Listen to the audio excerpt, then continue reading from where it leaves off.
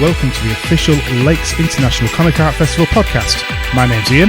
And my name's Nikki, bringing you the best in comics and graphic novels and updates from the festival.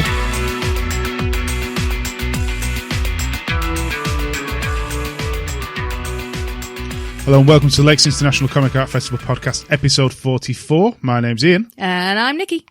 And we got another jam-packed show full of goodness and cherryade. And I'm better. Yay! Means you don't shut up. I don't. No, that's not on. Okay. On today's show, I'm going to shut you up. Oh. And today we have Ian Williams on the show. You do? Who is the creator of The Lady Doctor and The Bad Doctor. Yes. He has the best Doctor bedside manner voice ever. The best Doctor bedside manner voice ever. I felt better with my cold instantly. Not because it was getting towards the end of you having a cold. No, it's his voice. It's lovely to listen to. Okay. It's true though. We've got reviews of 24 panels, The Lady Doctor itself, Needleman, and Plan A, Plan B. Now, the Needleman is written by Martin Simpson, and Pete chats to him as well on this episode. How good is that? Look at the serendipity of our It's like that podcast. planned. It was like it was planned. It wasn't planned. No. We've got a few little thank yous to say, first of all. To me. To you. It's fine, thank you. It's lovely. I accept your thanks. For what are we thanking you for here? Being here. Yeah. No, not that. Right. I put a little tweet out. My Christmas money, I wanted to buy a nice new print. Yes. For myself. And then we were discussing or choosing where we should go. Yes. Do we go for the father? Or do we go for the... Is that how you're selling this now? Yes. So by that, I'm calling Sean Phillips Darth Vader. So, obviously, Sean, amazing artist, as we all know, and Jacob is also flourishing to be an amazing artist in his own right. Yeah. And Sean's work is stunning, but I had my eye on a Spider-Man piece by Jacob. You've had an eye on that for a bit, I have. Actually. I really like it. And it's not better in any way, shape or form than Sean's work. It just stands out, the colours of it. And, and something about it really pulled me in. So I thought, you know what? It's my birthday money. I'm buying it. Don't care. It's going up on the wall. So I put a little tweet out, a cheeky little tweet to say, Jacob, I'm choosing you over your dad. I'm not saying your dad, you're better than your dad. I wasn't saying. I said I'd probably buy his work anyway down the line.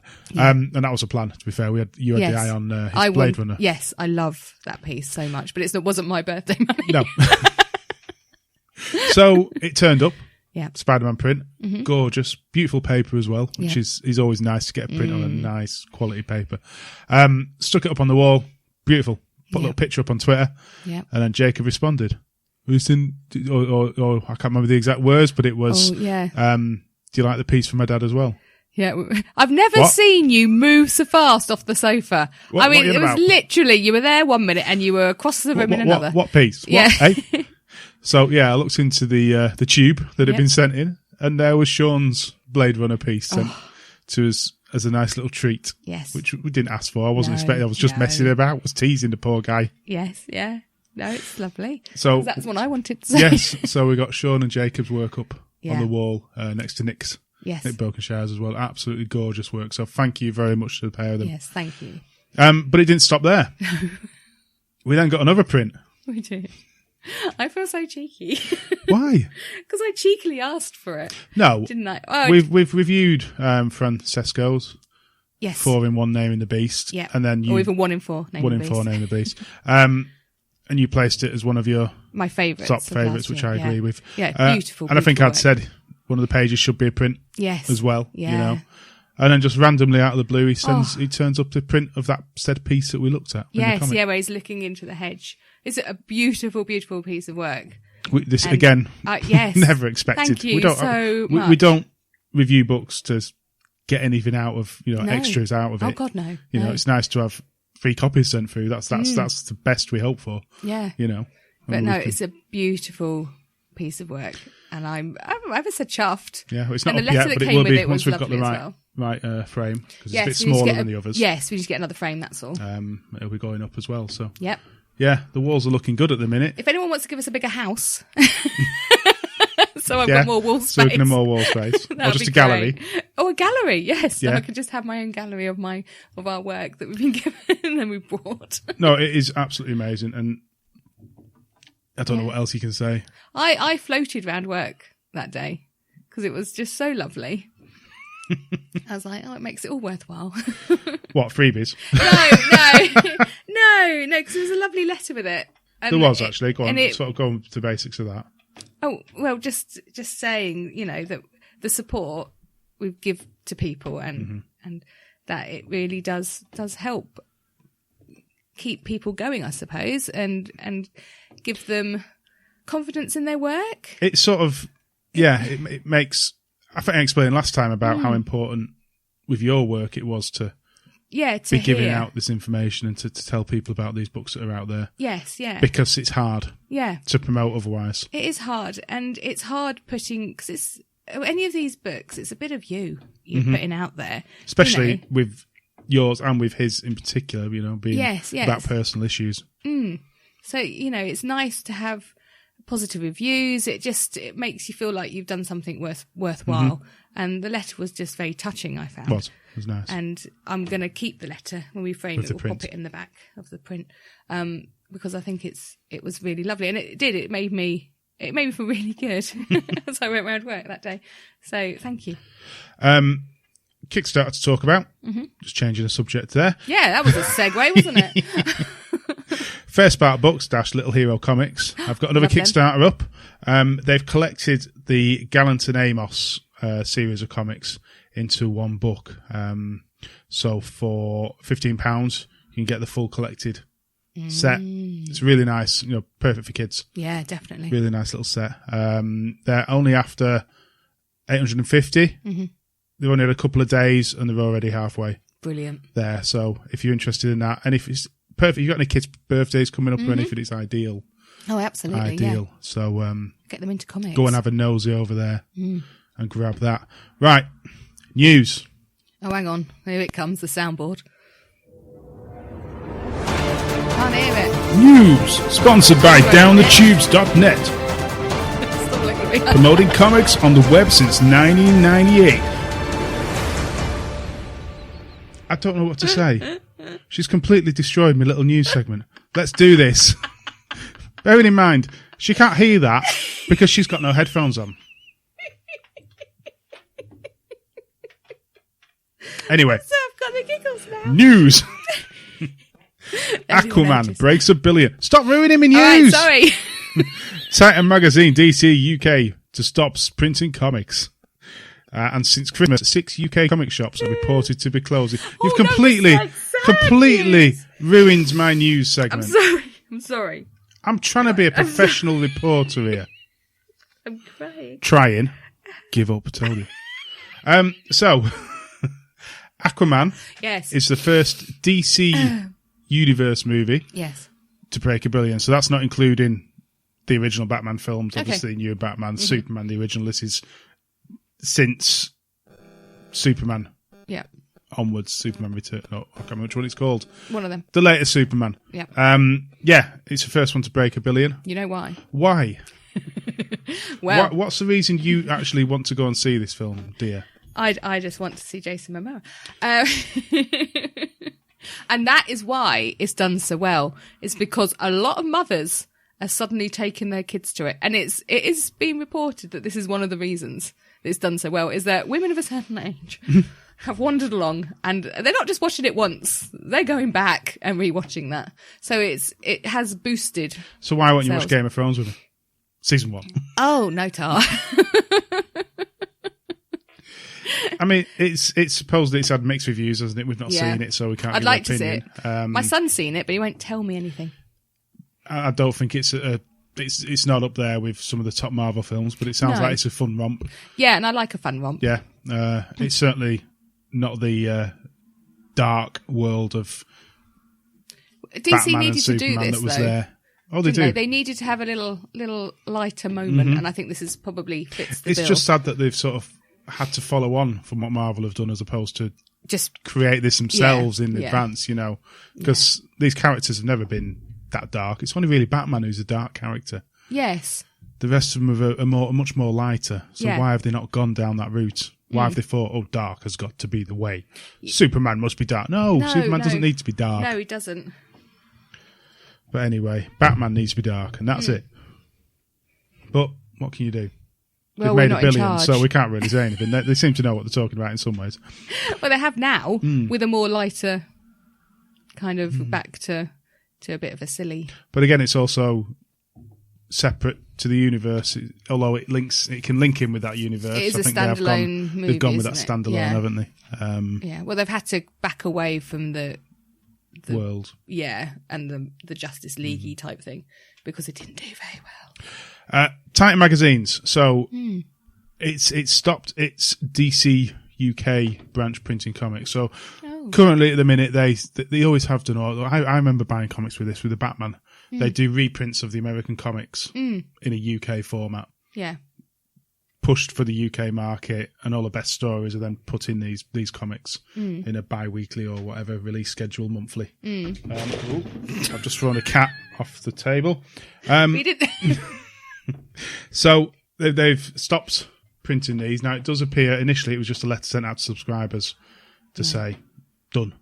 But it looks like all the stories have stopped, got to a point where they can finish anyway, so it looks like they've been planning this. Yeah. But obviously it's down to sales. Yeah, At the end of the day, that's all it comes down to. Yeah. The sales aren't there. Which, in an era where superhero movies are flying, it's so sad. Yeah, you'd think that people would be going to the source material. More than ever. Yeah, obviously But it's not, because they're not being marketed. None of these films are marketing, and this has been said for a while. They're not marketing comics in any way, shape, or form. No, they're not, are they? But then we haven't got... The culture is different here, isn't it, to America with the comic shops? There's a comic shop in every corner. Yeah, but sales are dropping down over in America as well. It's not just here. Right, so it's the whole thing. So, I don't know what the answer is. No. Really don't know what the answer is. But, for the next story, as I say, it's been reported since Christmas 6 UK comic shops are closing. Yeah. I didn't know we had that many. Again, I mean, we don't know the exact figures of this. Some of these could have been open for 6 months. It doesn't mean that they're long-standing. Yeah. But it does show, the UK market at the minute, full stop in retail is the whole thing's hard, isn't it? We were looking at setting up a shop. Yeah. Oh, yeah. And the minimum order value for your Diamond subscription, which is all your DC, your Marvel, your weeklies, that you can't jump into that amount. You want to slowly build it up with a customer base. That's it, because you can't. And it's just too high. So you're going to be buying so much, having so much back, just sat doing nothing. Yeah. Once you get more and more stock and you're not selling it through, And that companies can't work like that. So then you're forced to just go down the route of independence and small, which is fine. But that doesn't bring...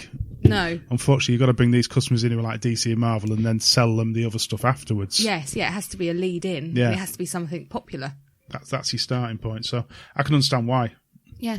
Let alone the sales figures dropping down on comics, so on and so forth. But because actually getting the space was fine. It was stocking the thing. Oh, yeah, you could cheap space. Yeah. Cheap space we've found.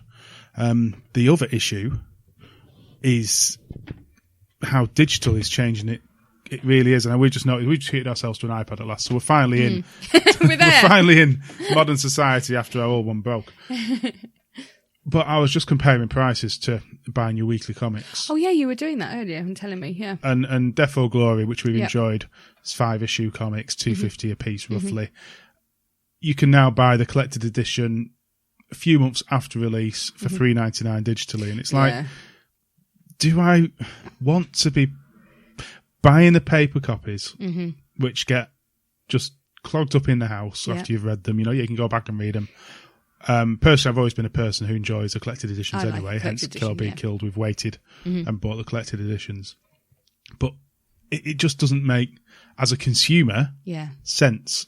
If you're willing to wait a few months, you can save a lot of money, and this is going to affect shops. I think it probably will go digital in a lot of these things. But then with games, they went digital, and now people are going back to discs. So maybe it'd be a bit like that, or like only when the retro, Kindle came not the out. new stuff. Well, I don't know. I think there's been a shift in that. I think there's a difference in buying a graphic novel and a book.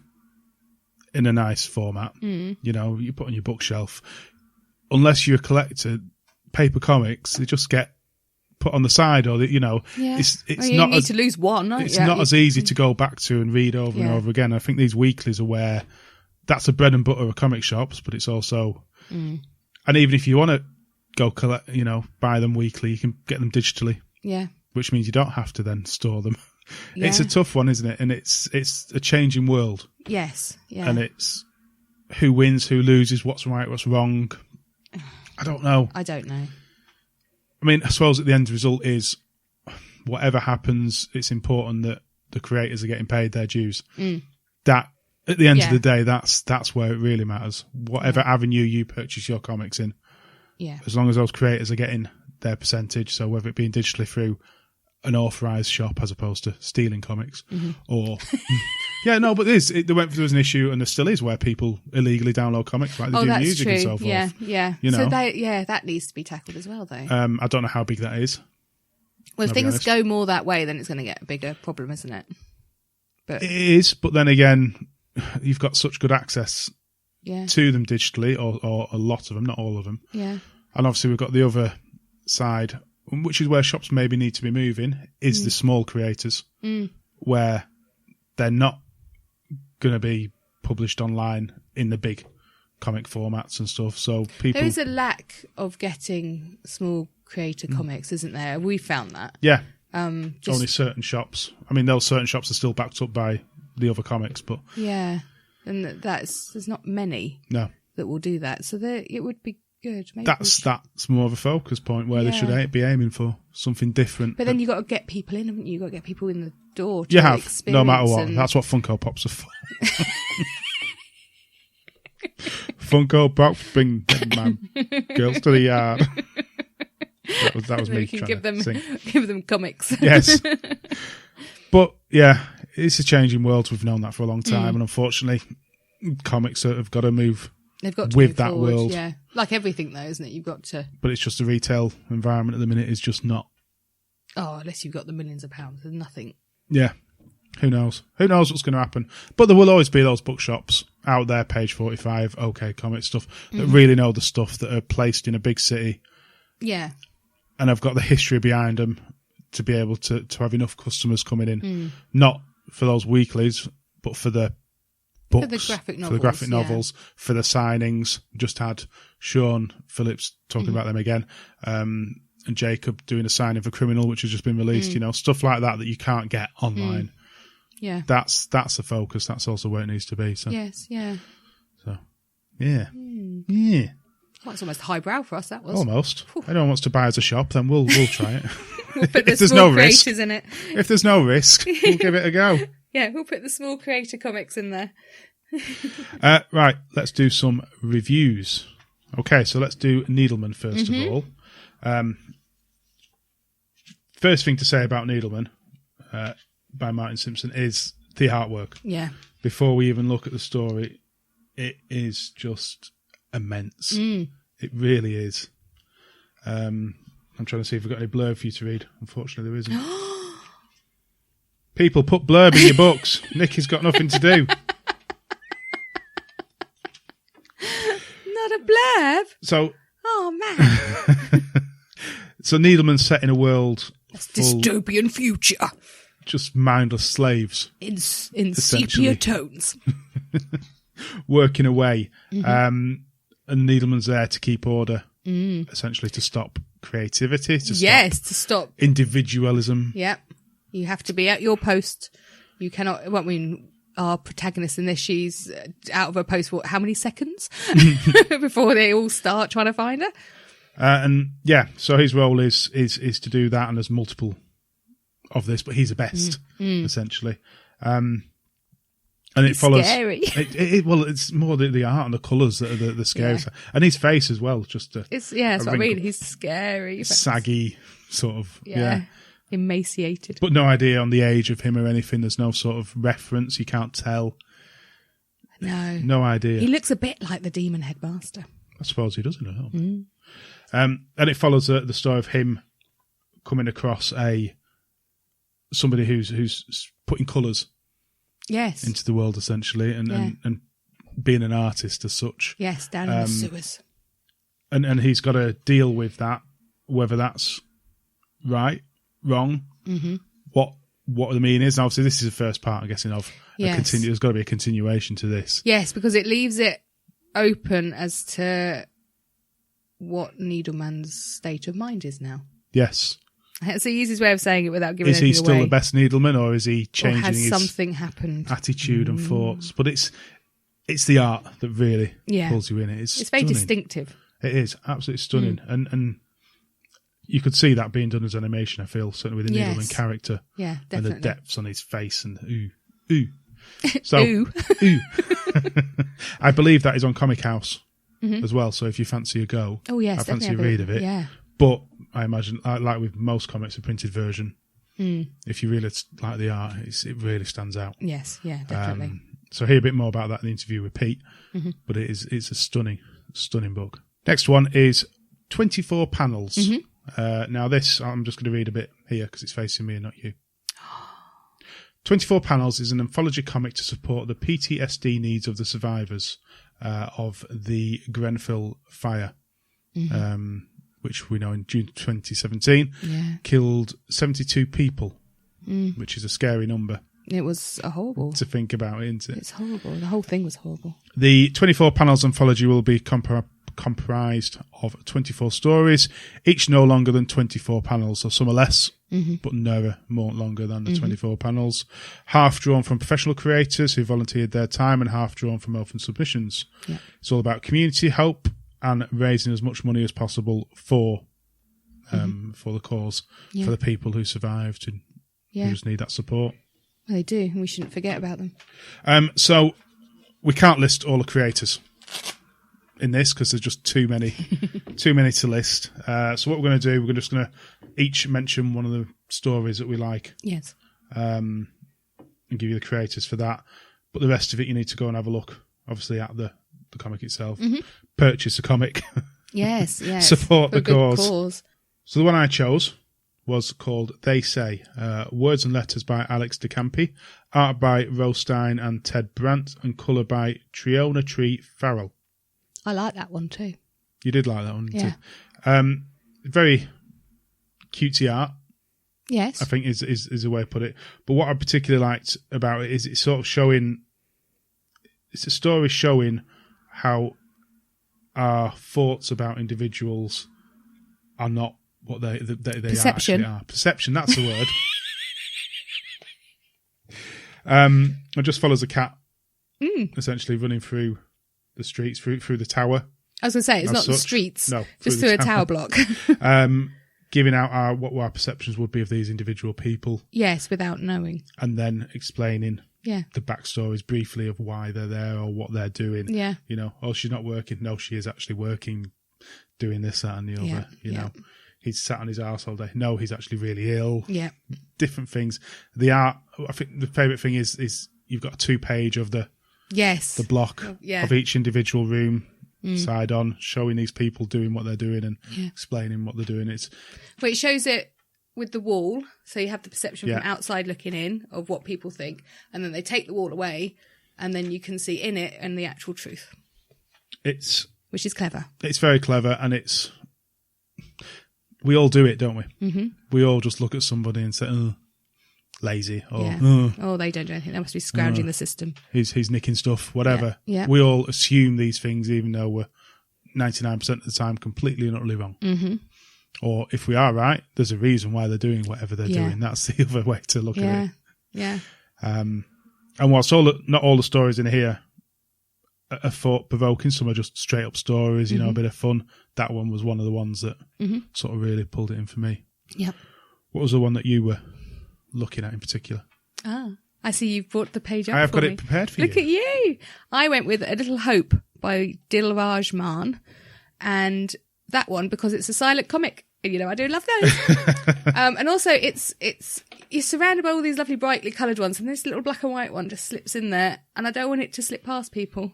So I thought I'd say about it. So you got a lady who's washed up on a beach. It's about hope. It's about all your trials and tribulations. She falls down a cliff, basically, and she feels like she can't go on. You just see her trying to stand, after falling, and she doesn't. And then a bird comes along, which is hope, obviously, a symbol of hope, and just lifts her up and then leaves her, and she can carry on. So it's just a case of you keep going. All you need is a little bit of hope to keep going, and you just have to keep going because there is no alternative. No, easier said than done sometimes. It is, yes. Yeah, but it's such a quiet comic. I love, this is going to sound awful. I actually love the falling panel of her falling, because I think it's drawn so very well. She hits the side of the cliff and everything. It's terrible but beautifully drawn. Even in it's not a simple style, but it's clean.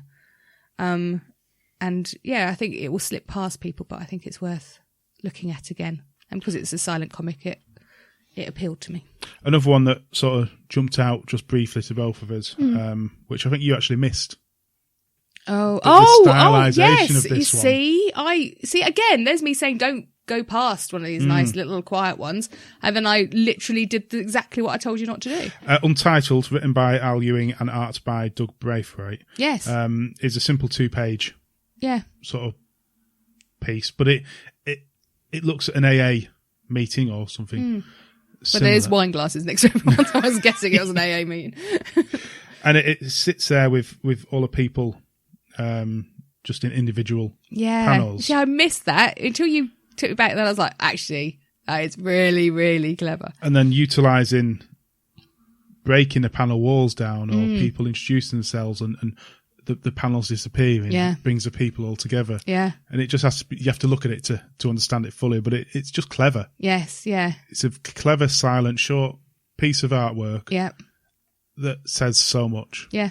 The community, I suppose. Whatever you want to look at it, it's breaking down barriers. That's all you need to look at. There we go. I'm glad you're here. So what I'll do, I'll put a link to this, obviously, in the show notes. It's worth reading in its own right, but also with the addition of supporting these people. Yeah. Adds another. Just go and grab it. Yeah. We could go on about a lot of those. We could go through every single, but because each of them are brilliant in their own right. There's just like I say, there's too many people to even list, so I'm not even going to start. Go and have a look on the website. You can see the creators on there. Yeah. I apologise for that, but there's just so many. Okay, next one. John Tucker, Plan A, Plan B. Now, this is a clever little book. Yes. We've got the digital copy. I want to see this in print. So he's written 2 fairly short stories, and the idea is you read one, flip the book over, and then start on the other side. Yep. And at the end of the story, they both link with a particular image. So you got the story, Plan B, of a couple of sons whose father wanted to be sent to space when he died, his ashes. And there's a clever reason why they call it Plan B, which you'll find out if you read the story. I know now. Nikki's questioning my knowledge of the story there. Surely it's not plan, but no, you're right. No, it's Plan B because of it had to be Plan B for the story. This is why it all happened. Yes, no, it's fine. I just had a brain moment. Yeah, and so it's basically the story of them sending their father up to space, utilising. He wants to be have his ashes spread on the moon. Yeah. But yes, that would be Plan A if they could do that. But they have to go with Plan B. Plan B. And I'm not going to say any more about that. No. The second story is about prisoners. Yes, trying to escape. The interesting and only have one plan. That links them up is how much the father hated. Yes, prisoners and criminals and so forth. So that's it. Don't tell them I'm anymore. not going to say any more, but it works. It's very, very clever. I did chuckle at the end. Yeah, and you're kind of thinking, how are they going to how's he going to link this together? I thought that, and it's like, oh, actually, yes. No, it works. It's a really nice art style. Very comic-y, I suppose, is probably a good way of putting it. But I like it. I love the colours that he's utilised throughout the book, and I just really enjoyed it. It was really fun. I liked it. So, John Tucker, Plan A, Plan B, and I think read it digitally, but I think that's one you want in print, really. Yes, and I want to see that. In print now. And finally, The Lady Doctor by Ian Williams. So, as you hear in the interview previously to this, we've not read it yet, but we have now got it, The Bad Doctor. I must admit, I'd not heard of it or looked into it. I'm annoyed that I hadn't, because it's all right. It's okay. We've remedied the fact now. We have. So Miri had sent this through the Lady Doctor, and again, books like this, you look at it and you think, oh, this is going to be a factual story, and that's what I was expecting. Something, were you? Yeah. Right. About the life of a Lady Doctor, whereas it's not. It's a fictional story with factual elements. Yes. Pushed in, which you can see as you're reading it. Yes, yeah. Why don't you read the blurb? All right. Lois Pritchard is a GP at the, oh my God, how do you pronounce that, health centre. She also works 2 days a week in the Mansea Gum Clinic. There you go. I got round to trying to say that one. Currently single, she is, by her own admission, not very good with relationships. When her estranged mother makes a dramatic appearance on the scene, Lois has to decide where her loyalties lie. With his trademark lightness of touch, empathy and humour, Dr. Ian Williams explores the life and times of his characters. As patients and partners alike, they are confronted by health service cuts, difficult ethical decisions, debates on drugs, legal and illegal, and life-risking choices. Thank you. Seamless. In the edit. I love the style he's got throughout the story, and also the changing colours for the chapters as well. Yeah. Really like that. I think I say in the interview myself, it's you assume doctors are superheroes who just get on with it. They don't have a life. You don't need to know about that. They just get on with it, and they're there to heal you, whereas this shows they're just humans. They were just as complicated as the rest of us. if not more complicated, because they've got all of these concerns of people to deal with. You've got to sort of dehumanize yourself in some ways, or maybe that's what happens and you shouldn't be doing that, however you want to look at it. I think that may happen up to... You can't allow yourself to go home with these issues in your mind, can you? No, because he was saying, wasn't he, that the high suicide rates amongst doctors, and you can understand just think the why. amount of people that you're going to lose on the operating table, sadly. There's going to be people that die, and if you take that home with you every single time that happens... Okay, but they're a doctor. I know, I'm just talking about... I'm just talking started operating on people in the GP surgery. You know what I mean. Yes. I do know. And also just the amount, probably, of time wasters you get. Yeah. The same people every week, every couple of days. And that is going to... And then everyone else whinging about, I've got to wait. Why wait so long? I've only got this much time, blah, blah, blah. Yeah, exactly. Oh, you're supposed to bring one thing up in the appointment for your 10-minute appointment. Well, how do you fit people into 10-minute appointment? It doesn't work, does it? Especially if you've got people who need to talk about, it might be mental health or whatever. Exactly, yeah. And you can book them in with somebody else 6 months down the line. Yeah, but they're there right now in your room, and you're not going to turn them away, are you? So, it does show all of those stresses. So it portrays that a story of a career, but also a story with her mother. Yes. And a story of a love life as well. Yes. Oh, silly girl at one point.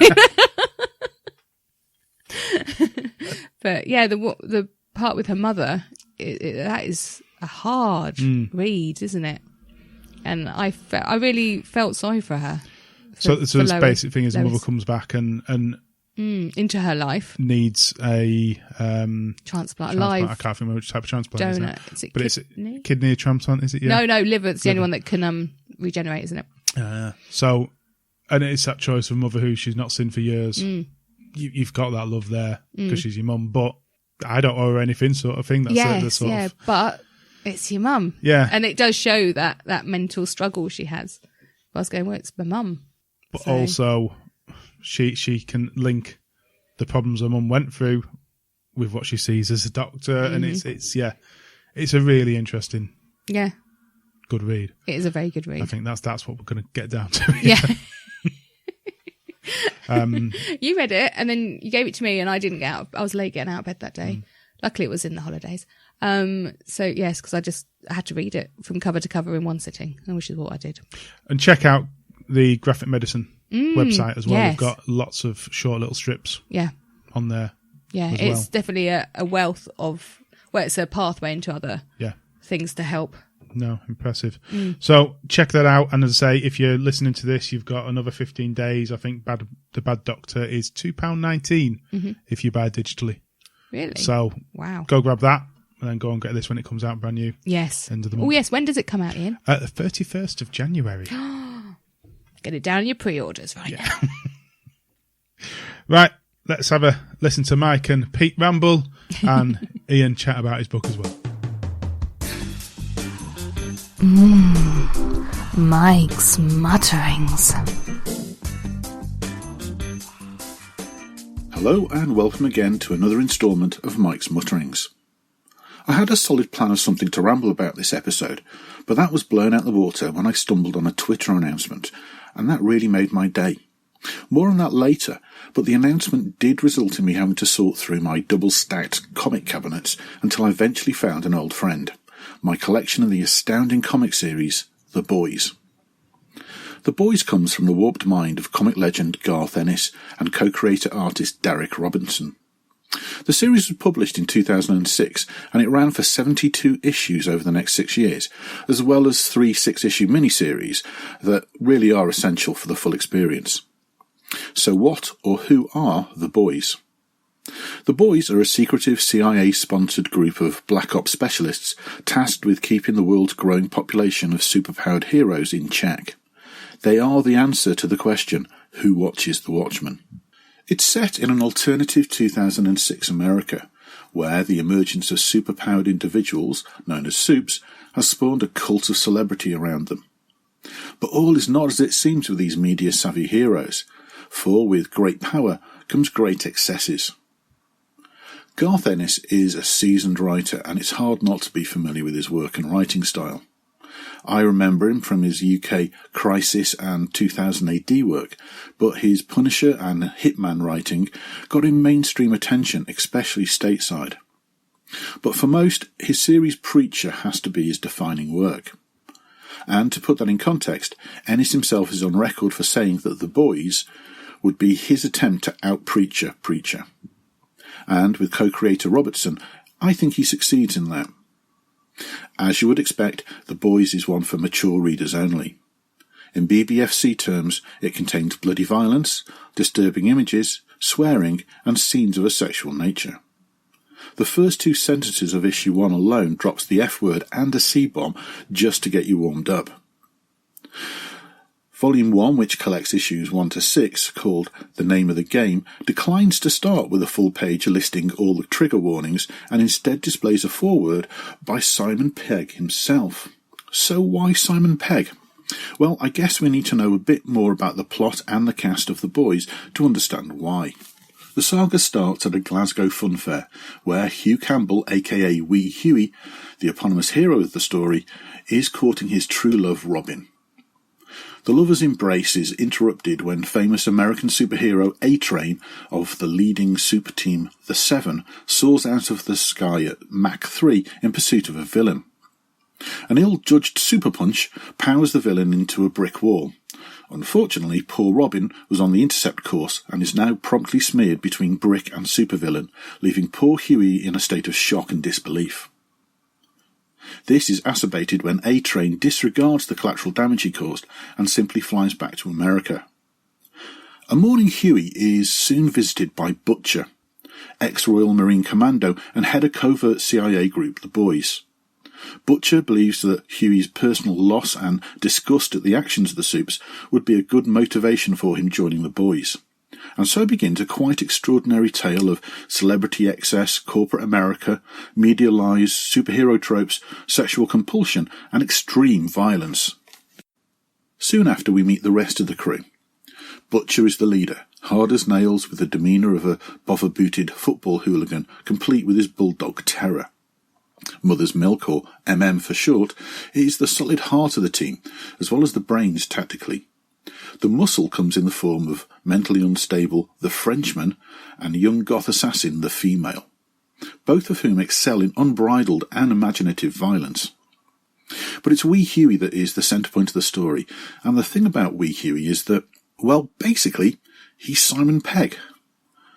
Darick Robertson was finding it hard to conceptualise the Wee Huey character that Garth had envisioned. He wanted tough, determined, but also wholesome and innocent. But when he spotted Pegg in my opinion, the best TV series ever, Spaced, he realised he'd actually found his Huey.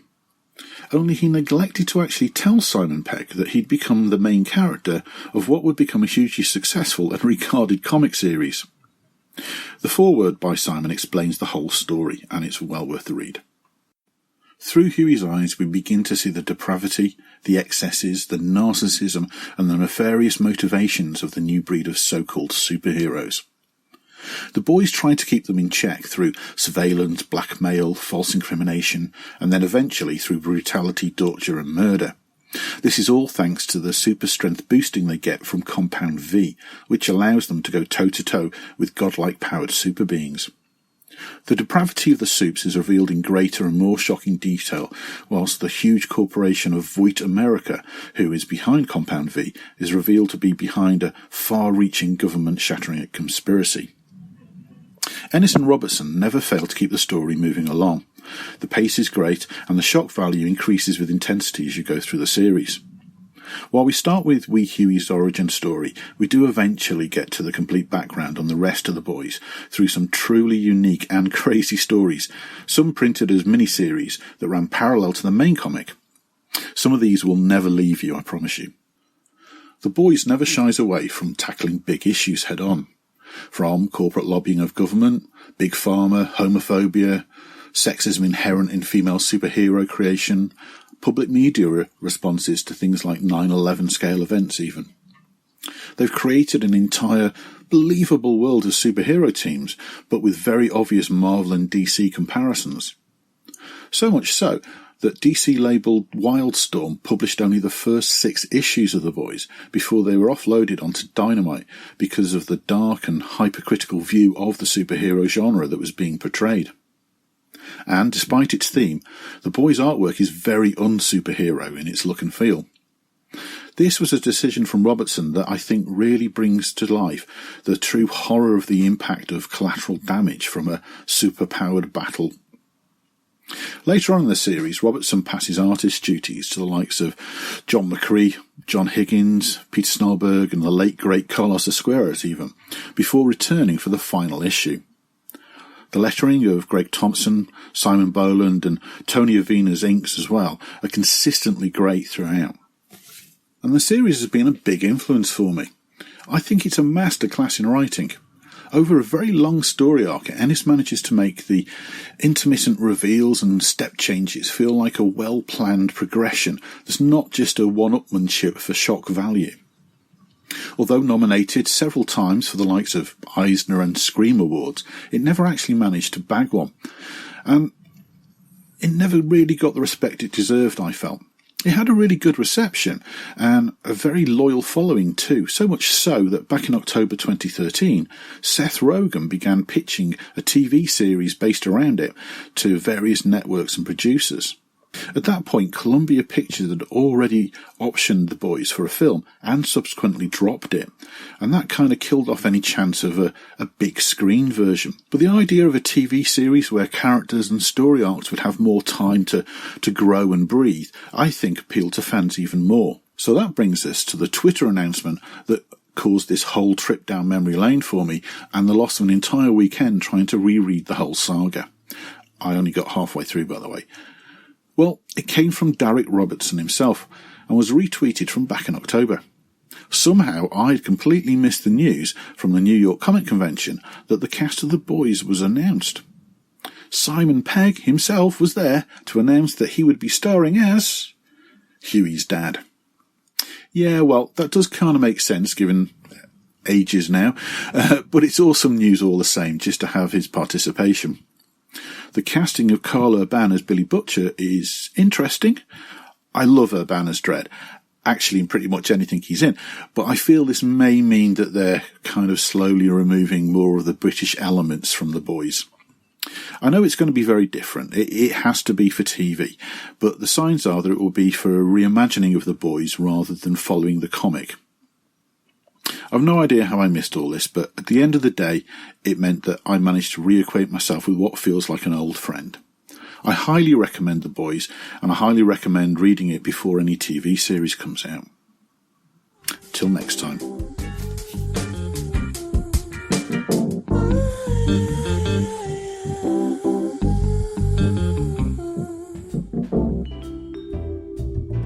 Room for one lawgiver, please. Ah, Judge Dredd. Or is it just Dredd? Fancy seeing you here. Catwoman, you also here for the Comic Art Festival or a stint in the ISO cubes? Of course. I love to see my makers in action. Ah! Watch it, Greenie. Careful, Hulk. In this town we have a saying. Once is a coincidence, twice is a booking offence. I think he booked the events on the website. Huh? comicartfestival.com. It's got all the perfect information about the event. Yeah, so's my fist. Druck, I'm out of here. Not standing around with those 4 tortoises that have just entered the building. Cowabunga, dude! Find out all about the Lakes International Comic Art Festival and booking information at www.comicartfestival.com. We're going to delve straight in because we've started chatting, so we're not even going to do an introduction. I'll do that separately afterwards. Okay. So, Ian, thank you again for coming on. Obviously, you've got the best first name. Mm-hmm. Ian, obviously. All Ians are great. I'm getting such a look and a sigh here right this second. I tell you, she's so disappointed in me. Words can't express. It's due a sort of comeback, I think, the name Ian. I think so. Really? I don't know how old you are, Ian, but I mean, it sort of comes and goes in kind of waves of popularity, I think, and I think it's due a comeback, definitely. Yes. Well, you'd be the next generation, so not this lot, the next lot. Yeah, that'd be like 2 generations back from we you, need Ian. a superhero. We need a superhero called Ian. That's what we need. Wow. That's what will bring it back. Oh. So talking to childhood, let's delve into yours a little bit. So were you into comics at all back in the day? Yes, yeah. I mean, I think like most people, had read comics when they were growing up. So I read all the usual kind of children's comics, I guess. So, Dandy, Beano, Whizzer and Chips. Yeah. Shiver and Shake, I think, was my favourite because it had a kind of ghost theme when I was very young. Mm-hmm. And then I progressed to occasional things like Look and Learn. They weren't really comics, but they were kind of in pamphlet form. And then 2000 AD, I had the first. No, I didn't get the first. I had numbers 2 to 50 complete. Issue number 2 to issue 50 complete, and I had the robot stickers that came with one of the first issues, and I loved 2000 AD, and I had those, but I sold when I was in school. Somebody offered to buy them from me sort of after I'd kind of stopped reading it, and I sold them for hardly anything. So you just wouldn't know. You don't know, do you? Especially back then, you just didn't know what these things would be worth. Oh, that's a shame. Yeah, I know. I still kick myself about that. And before that, actually, it was action and battle and action and those kind of things. Yeah. And then when I was sort of a bit older, Viz came in when I was teenager, I suppose, and like Viz was just amazing. It was like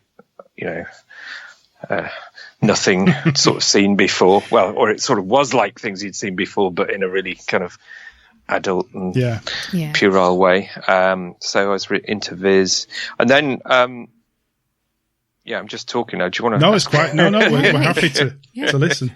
And then I didn't read comics when I suppose when I went to university. I kind of left off comics, I think, for a good few years, and then I got back into reading them when people like Chris Ware and Daniel Close came on the scene. I've left out a very important bit. So I went to school in Yorkshire, and for some reason, everybody was like into. When we were about 16, loads of people were into American underground comics, so like Gilbert Shelton and Robert Crumb. And we were all like reading Freak Brothers and Fat Freddy's Cat and things like that. growing up in Wakefield with these sort of, presumably with these kind of, it was like a fantasy escape sort of to do with like West Coast hippiedom and what have you. That must have been a challenge to get hold of though back then. It's until sort of the noughties, it was a challenge to get American comics, especially up north as such. They sold them in HMV. Right. Oh, you missed it. I remember buying them. So when would this be? The sort of very early 80s, late 70s, early 80s. They sold them in HMV. They were published they were the Knockabout like republications. And yeah, you could buy them in HMV or kind of various sort of CD bookshops like that specialized in sort of comics or the occult or or fetishes or whatever, like, you know, the kind of those kind of bookshops that Excellent. No, completely missed out on that up my way anyway. Yeah, that's for sure. That's because it didn't cross over to Lancaster. No, Lancashire wasn't allowed such desires. So you went on to be a doctor. What drove you to that profession?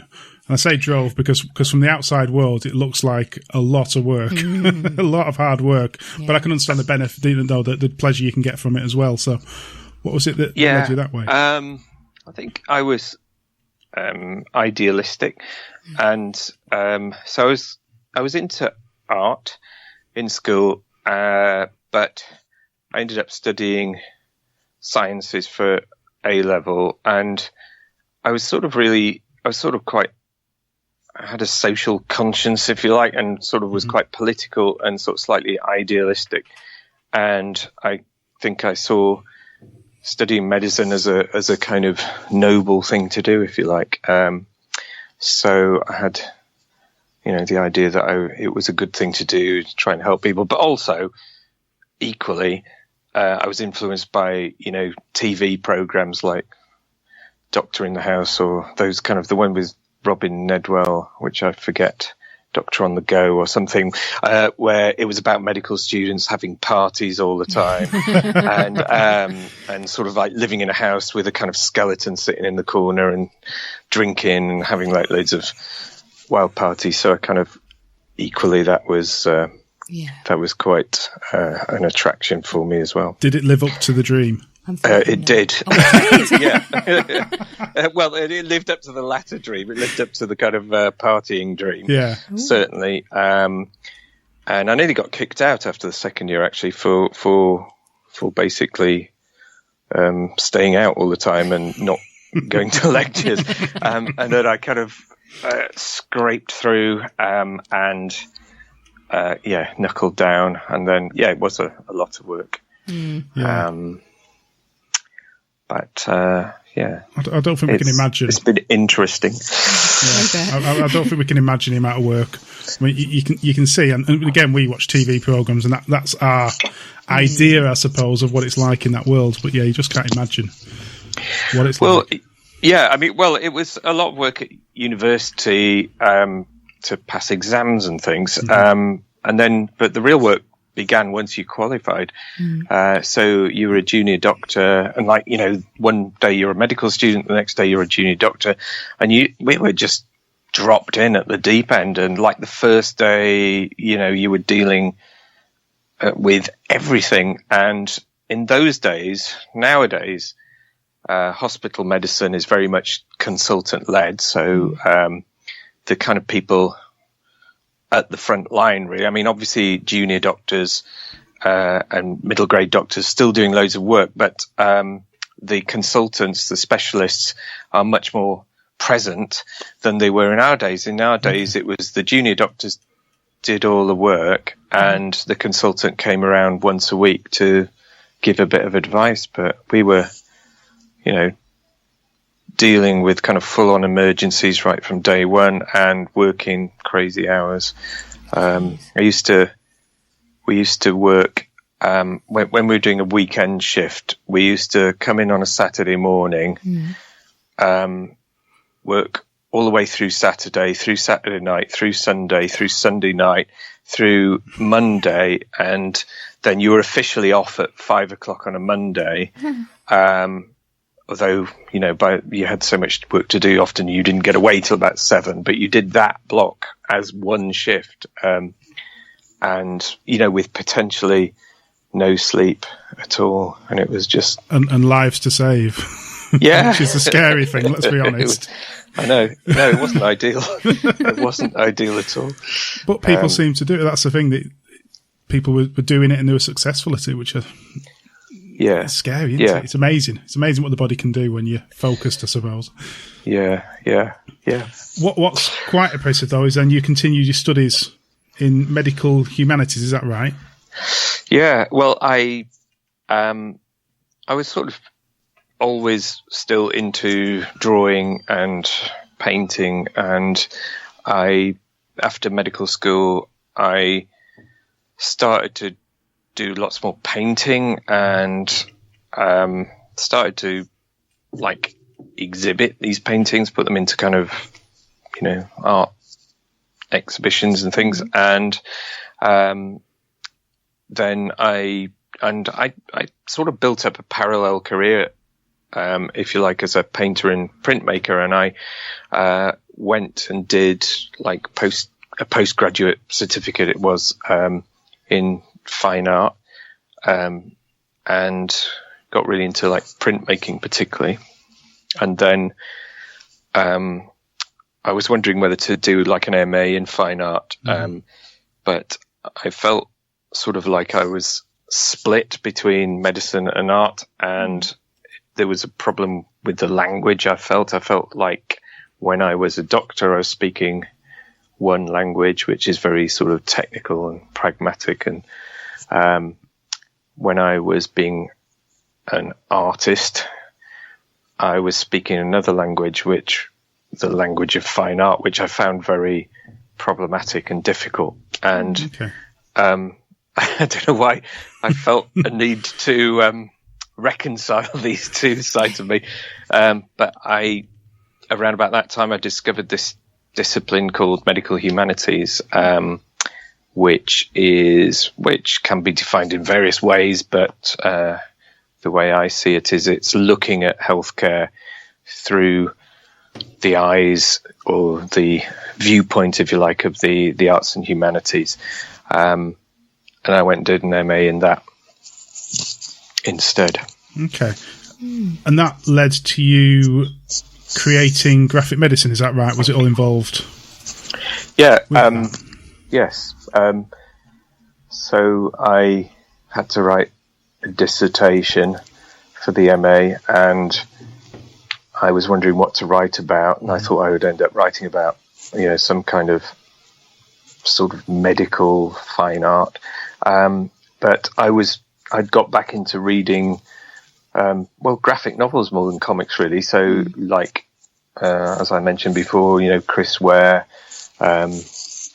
American comics artists, and I found Brian Fye's book, Mum's Cancer, his graphic novel about his mother's cancer, and I found that in the bookshop in Tate Modern, and I thought, this is interesting. I wonder if there are other comics about cancer or healthcare issues.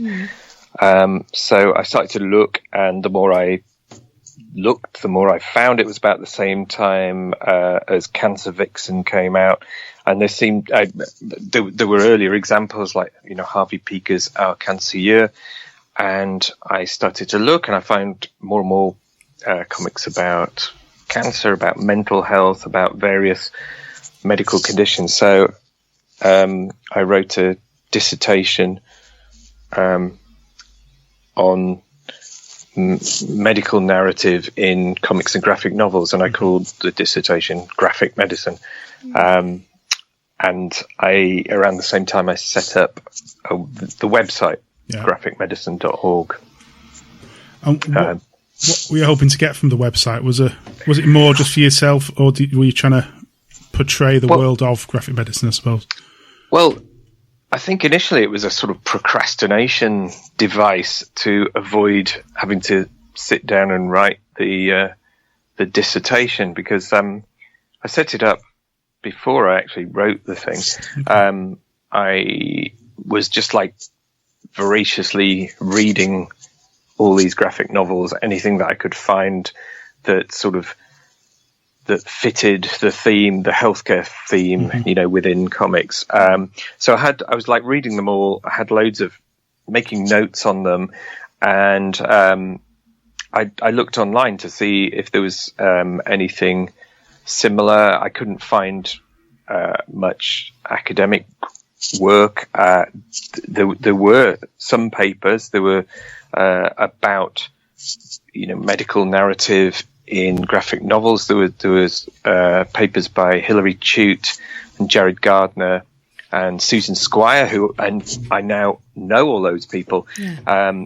But I found those there wasn't really any equivalent websites that I could find. There was Comics with Problems, which took kind of themes, which some of which were medical or political or kind of social kind of themes, and highlighted sort of those things in comics. But I set up this website really as it's like, I just thought it was a good thing to do. And I thought that, well, this is quite clever. There's nobody else really looking at this, but it'll be a good thing to put out there. And then within a couple of weeks of putting the website up, people started getting in touch with me. So one of the first people was Michael Green, who's a medical professor in Penn State University. And he said, oh, this is amazing. I've just started teaching my medical students using comics. So we started to correspond. And then MK Serwick, who I now, who's one of the editors on the site, she contacted me. She's a nurse who had been making comics about her experience in an AIDS hospice in the 1990s. She'd been making comics about that, and I thought, God, this is amazing. Suddenly there's this like new community of people forming who have this interest. In your experience, what is it that the creators are trying to get by creating these books? Is it to put messages out there, or is it more for themselves in some cases to explain what they're going through? I think it varies. Some people, I think Nicholas Streeton and Brian Fies have said that they wanted to write the book that they would have liked to have read when they were going through their experiences. I think that some people do it purely as a work of art or a work of self-expression and don't have too defined a audience in mind or a plan. Some people want to spread the word about something. Other people definitely make them as a kind of self-help or educational comic. Some people make comics for patients to read. Some people make comics for healthcare professionals to read. It's used in medical education or healthcare education. The ones that I am most interested in, I guess, are the more autobiographical ones. So, it's like an alternative way of writing an autobiography for people who are more suited to writing and drawing comics, or who are already comics artists who happen to go through something very trying. It's their natural mode of expression, I guess. Yeah. I think in our journey, because we've only been in this journey really for a short period of time, graphic novels, we've read a few amazing books. I would never consider Paula Knight in particular, her book. Yeah. I would never consider reading that in a novel format. But it pulled me in, it sucked me in, it taught me so much just by being created in that way, in a graphic way. So it certainly works, that's for sure. Definitely. Certainly works. Yeah. I can see kids as well reading stuff like that. Again, they would never read books like that, let's be honest. So it's wonderful. It's a wonderful, and it's a wonderful site that you've created, and bringing those books together in a category, I suppose. It's superb. Oh, thanks. So I absolutely love it. Well, this whole community has sort of grown up around it. We, early on, first of all, it was a few of us emailing each other. Then we held a conference in London in 2010. And we thought, this is going to be like so niche. We'll have about 25 people there. And, but it'll be nice to meet each other. And we had a capacity of 75, and it was booked up straight away. And people came from like Hawaii and the States and Scandinavia. People just came from all over, and it was just so exciting. And since then, it's grown and grown. So, and the community has become, in many ways, the most important thing. It's like people starting conversations with each other, kind of discussing how to use comics and graphic novels. And the community has been based sort of around, I guess, the website plus social media, but also very much to do with the conferences that we hold each year. It's been great. So you've moved on now, and you've created your own books. The Bad Doctor and also the Lady Doctor coming out. Is it beginning of February? I believe it is. Yeah, I think it's 31st of January. I've written it down. Yeah. What was your idea behind, obviously, initially the Bad Doctor? What were you trying to portray within that book? Well, so I was writing about comics and I was doing the website, and then at some point, I thought, maybe I could do that, which is a sort of fairly doctor-like thing to think. Sort of like doctors tend to think they can do anything, so like, I could do that. So I started tentatively doing some strips about being a junior doctor or my experiences within medicine, and I did them under a pseudonym because I didn't want anybody to know that I didn't want any patients or whatever to know that I was doing comic strips about that. So I didn't want to be sued. So I showed them to a few people, and people seemed to like them, and I got to know. I used to come down. I was living then in North Wales, and I used to come down to London a lot and go to comics meetings in London, particularly Ladies Do Comics, and got to know quite a few people and got good feedback. So it just kind of encouraged me. And then, I gradually started to introduce more kind of autobiographical work. And then along sort of a few years down the line, Myriad were interested in me doing some, like a full graphic novel. They encouraged me. I entered the first graphic novel competition. I was a finalist. Gareth Brooks won that year with Black Project, which was a very worthy winner. It was an absolutely brilliant book, and I didn't mind losing to him at all. But even so, Myriad kind of, continued to encourage me, and then down the line offered me a contract to do what became The Bad Doctor. So The Bad Doctor. So you haven't read that, you said? Not yet. No, we are going to now. I must admit. All right. Well, that's kind of like. I mean, it's. So that was more. That was about.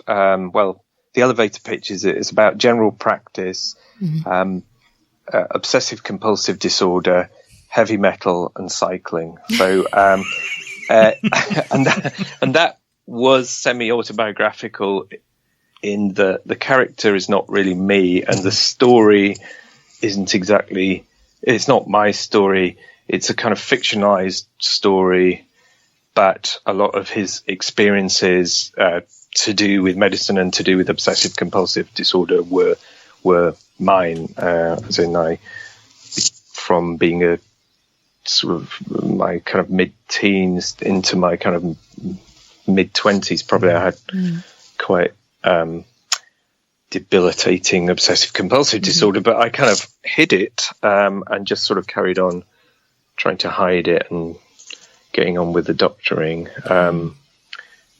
But I kind of put those experiences into the book, and people have seemed to respond to that. My sort of question there is, suffering from that and being a doctor and writing a book, how did you find the time? how do you fit all that into a life? Well, I didn't have children at that point. They do get in the way, yes. So that made it easier. I don't know, I'm just a busy person, I guess. And by the time I was doing the Bad Doctor, I actually, for a few years prior to that, I was working part-time in general practice and then doing the, academic stuff part-time. Okay. And then when I actually gave up general practice for a couple of years when I was doing the Bad Doctor, and I did it more or less full time, and was sort of scraped by doing that. And then once it was published, I was skint and had to I was coming up for kind of revalidation, so I had to get a job again in general practice. And so I had to go for a job, and I went for a job interview a week before the Bad Doctor was going to come out, and I daren't tell them that I didn't want to tell them that I'd published about to publish a graphic novel called The Bad Doctor.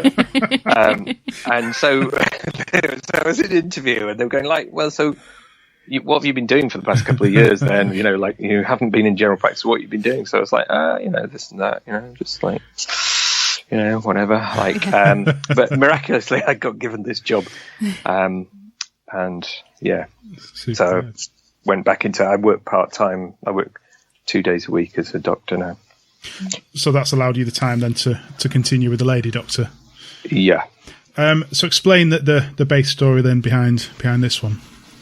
The Lady Doctor. Well, I suppose on the surface, it's on one level, it's again about day-to-day life in general practice, and the Lady Doctor also works in sexual health in genitourinary medicine, which is again something that I've worked in the past, and it's also about a rekindled relationship between a mother and daughter who've previously been separated. It's got a bit of kind of medical ethics in there about transplant medicine, but I suppose it's also on another level, it's about the judgments that we make about other people's lifestyles, and particularly to do with drugs and alcohol. And there is a sort of subtle critique of big pharma and the politics surrounding drugs, I guess, as well. I think the first thing that jumped out to my mind is that when you're looking at doctors, you sort of look at them as the almighty, the perfect as such. You don't often think of the lives they've got in the background, that they are just people at the end of the day. So that to me jumped out of what they're like in the staff room or having a fag round the back. yeah. And that was really interesting. They are, well, obviously there's they are a very varied bunch, but,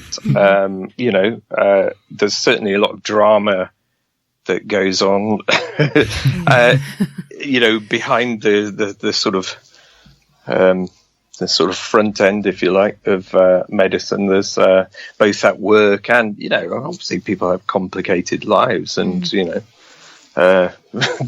divorce rate is pretty high amongst doctors. I bet it would be. Alcohol, rates of kind of heavy drinking is probably quite high, and suicide is very high. Suicide is, doctors are amongst the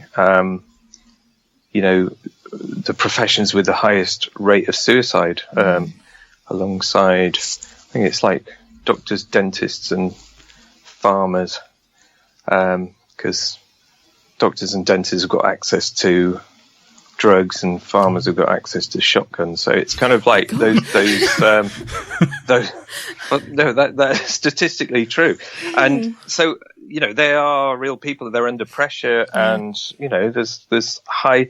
I read one paper last year or article suggesting that like a very high percentage of doctors at any one time are quite severely depressed. So, yeah. Well, again, another thing which I think the way you've laid some of the panels out is perfect. The amount of, I suppose, just normal patients coming through the door that the doctor's having to deal with every day, and the amount of, you think they're doing a good job, but they're just sort of, it's almost mind-numbing, I imagine, in some cases. And I feel the panels sort of show that really well. That dredge of every day. Patients. And reoccurring patients as well. Yeah. So I've got to say that came out brilliantly, certainly to me as well. Thanks. But overall, the book is just superb. Oh, thanks. It really is. Oh. It's definitely, when it comes out, a recommended read, because it just shows you another world again. Thanks. Thanks. So, in regards to publicity of this book, are they dragging you around places? You do an official launch? Just dragging you around. We know what publishers are like. We know what they're like. My publishers. Yeah. I mean, actually, to be fair, Myriad, I love Myriad, and they are very good. They're a small, they're a relatively small publishing company, but they do a very good job with regards to publicity and promotion of their authors. So yes, it has started. Actually, I think this is my first interview about the Lady Doctor, or my first audio interview, and I've got another one on Friday, and then I'm sure it will continue for a few months. I remember when the Bad Doctor came out, I got I did loads of stuff and loads of festivals and literary festivals. And after about 6 months, I was just knackered. I was I was knackered. I was sort of ready to stop. But it at the same time, it's good fun. It's kind of one of the things that you do it for, isn't it? I mean, it's sort of like talking about yourself is a privilege. So it is one of the reasons that you make work of whatever form. Well, fingers crossed they drag you up to the lakes this year. They're always up here, so drag you up north. I think. I certainly hope so. And I've been twice. So I came to the very first one, I think, and then I came up to the lakes 2 years ago or 3 years ago. I can't quite remember. We've not been going 3 years yet, so. No, I was just trying to work out. We've been going 3 years. The podcast hasn't been going. Yeah, no, it was 2 years. No, sorry, I do know. It's because it was on. Yeah, sorry, it was just before my son was born. So I drove up to the lakes, and I was really praying that my wife wasn't going to go into labour while I was up in the lake. And then, because with some of this weather, you ain't getting out of the lake sometimes. No. Yeah, I remember it well. And so I didn't come last year, but I will be there this year, I think. Superb. We'll come and say hi. Yes. So, have you got any future projects planned? Yeah, the third book. Hey. This is the proposed second book of a trilogy. Because when I did the Bad Doctor, I mean, there's three characters in the Bad Doctor and the Lady Doctor have the same three partners. So there's Ewan James, who is the key protagonist in the Bad Doctor. There's Lois Pritchard, who's the Lady Doctor, and then there's Robert Smith, who's the third, rather kind of dickish sort of doctor, who's sort of meant to portray a certain type of kind of medic, sort of probably played rugby at university, sort of a bit of a jock. so the third book is going to be about him, and I haven't decided on a title yet, but it'll be the something Doctor. Surprise. Yeah. Well, look forward to that. Thanks. I've definitely look forward to that. Brilliant. Thank you very much, Ian. All right. Thank you. It's been great talking to you. Thank you very much.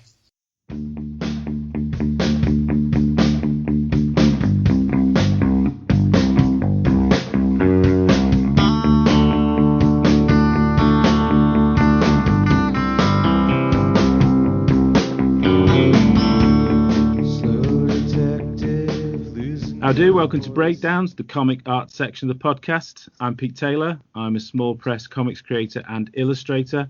Online, I trade as This Man, This Pete.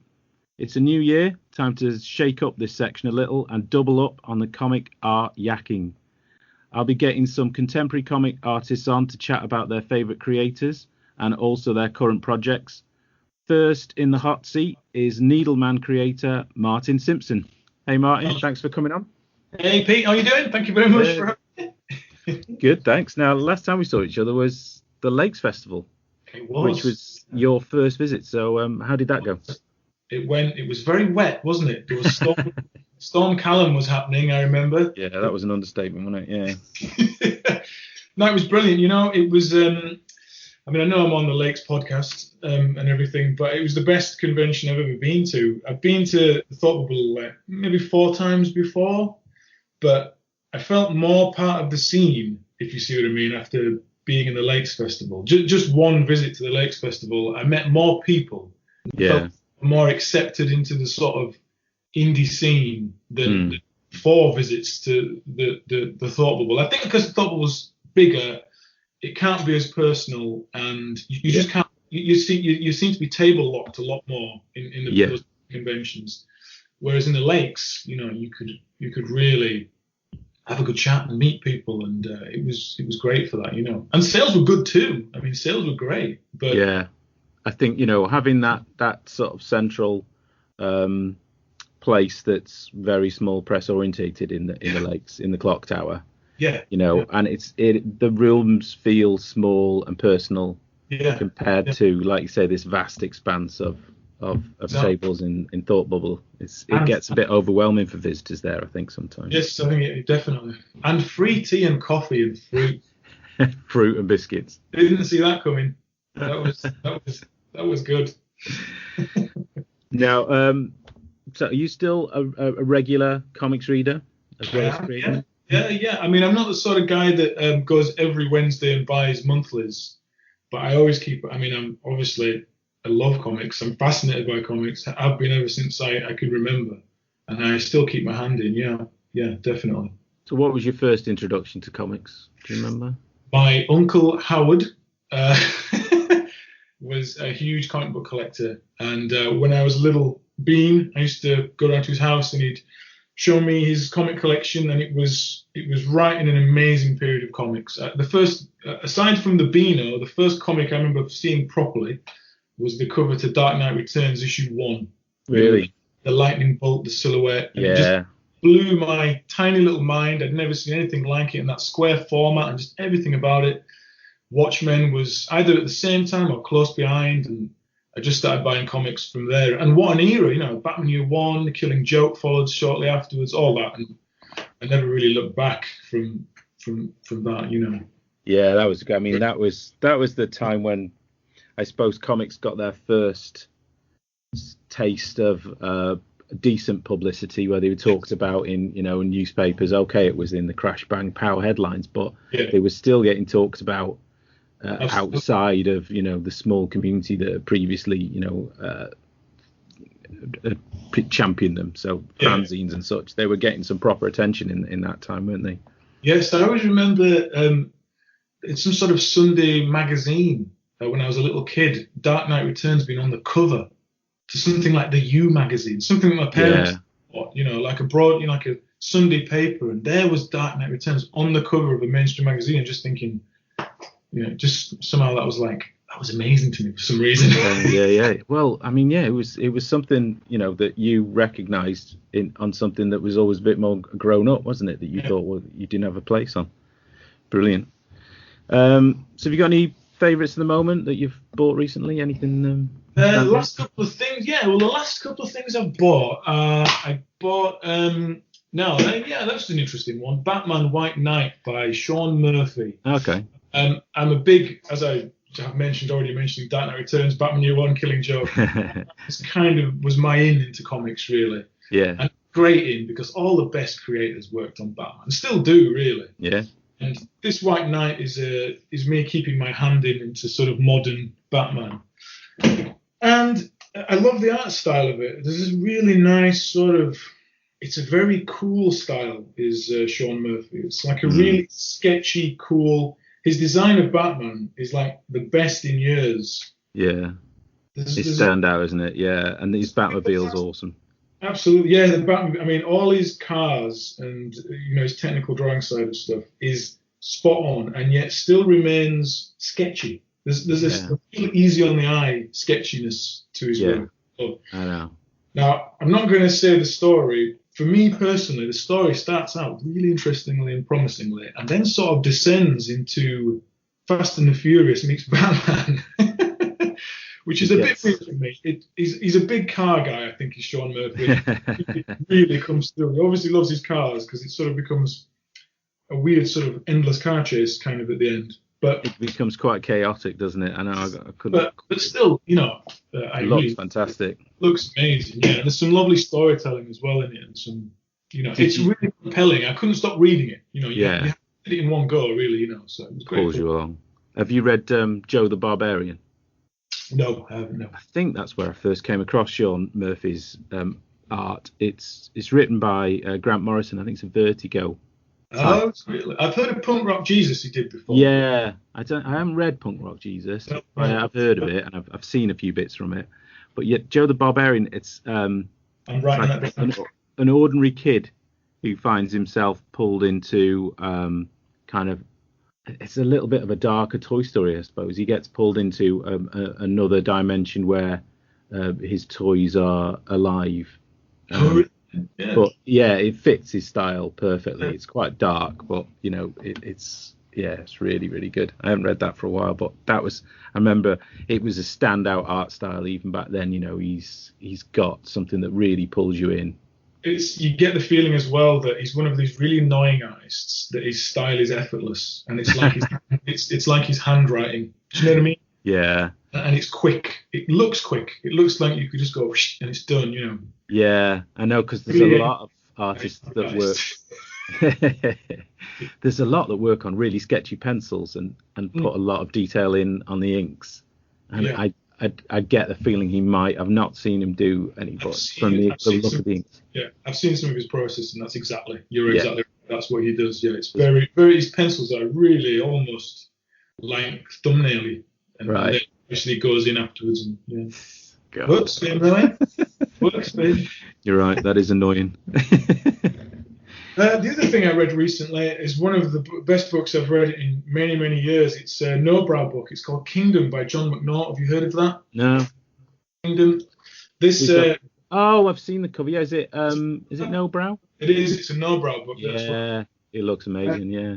It's absolutely beautiful, strange, sort of melancholic, and it's a big recommendation, I think, from anyone that's seen it. I picked it up because I'd heard so much about it, and even with all that anticipation and expecting it to be good, it was it's something a little bit special. I think that it's one of the best things I've read in quite a few years. It's a weird one as well. It's about sort of everything and yet nothing at the same time. It's just a family going to a sort of caravan park for a holiday, but it's as if you've gone there with someone that is noticing every little detail, every little that's flying by, or lollipop stick on the ground, just things that make it this weird, immersive, almost real. Despite how stylized it looks, this sort of real feel to it.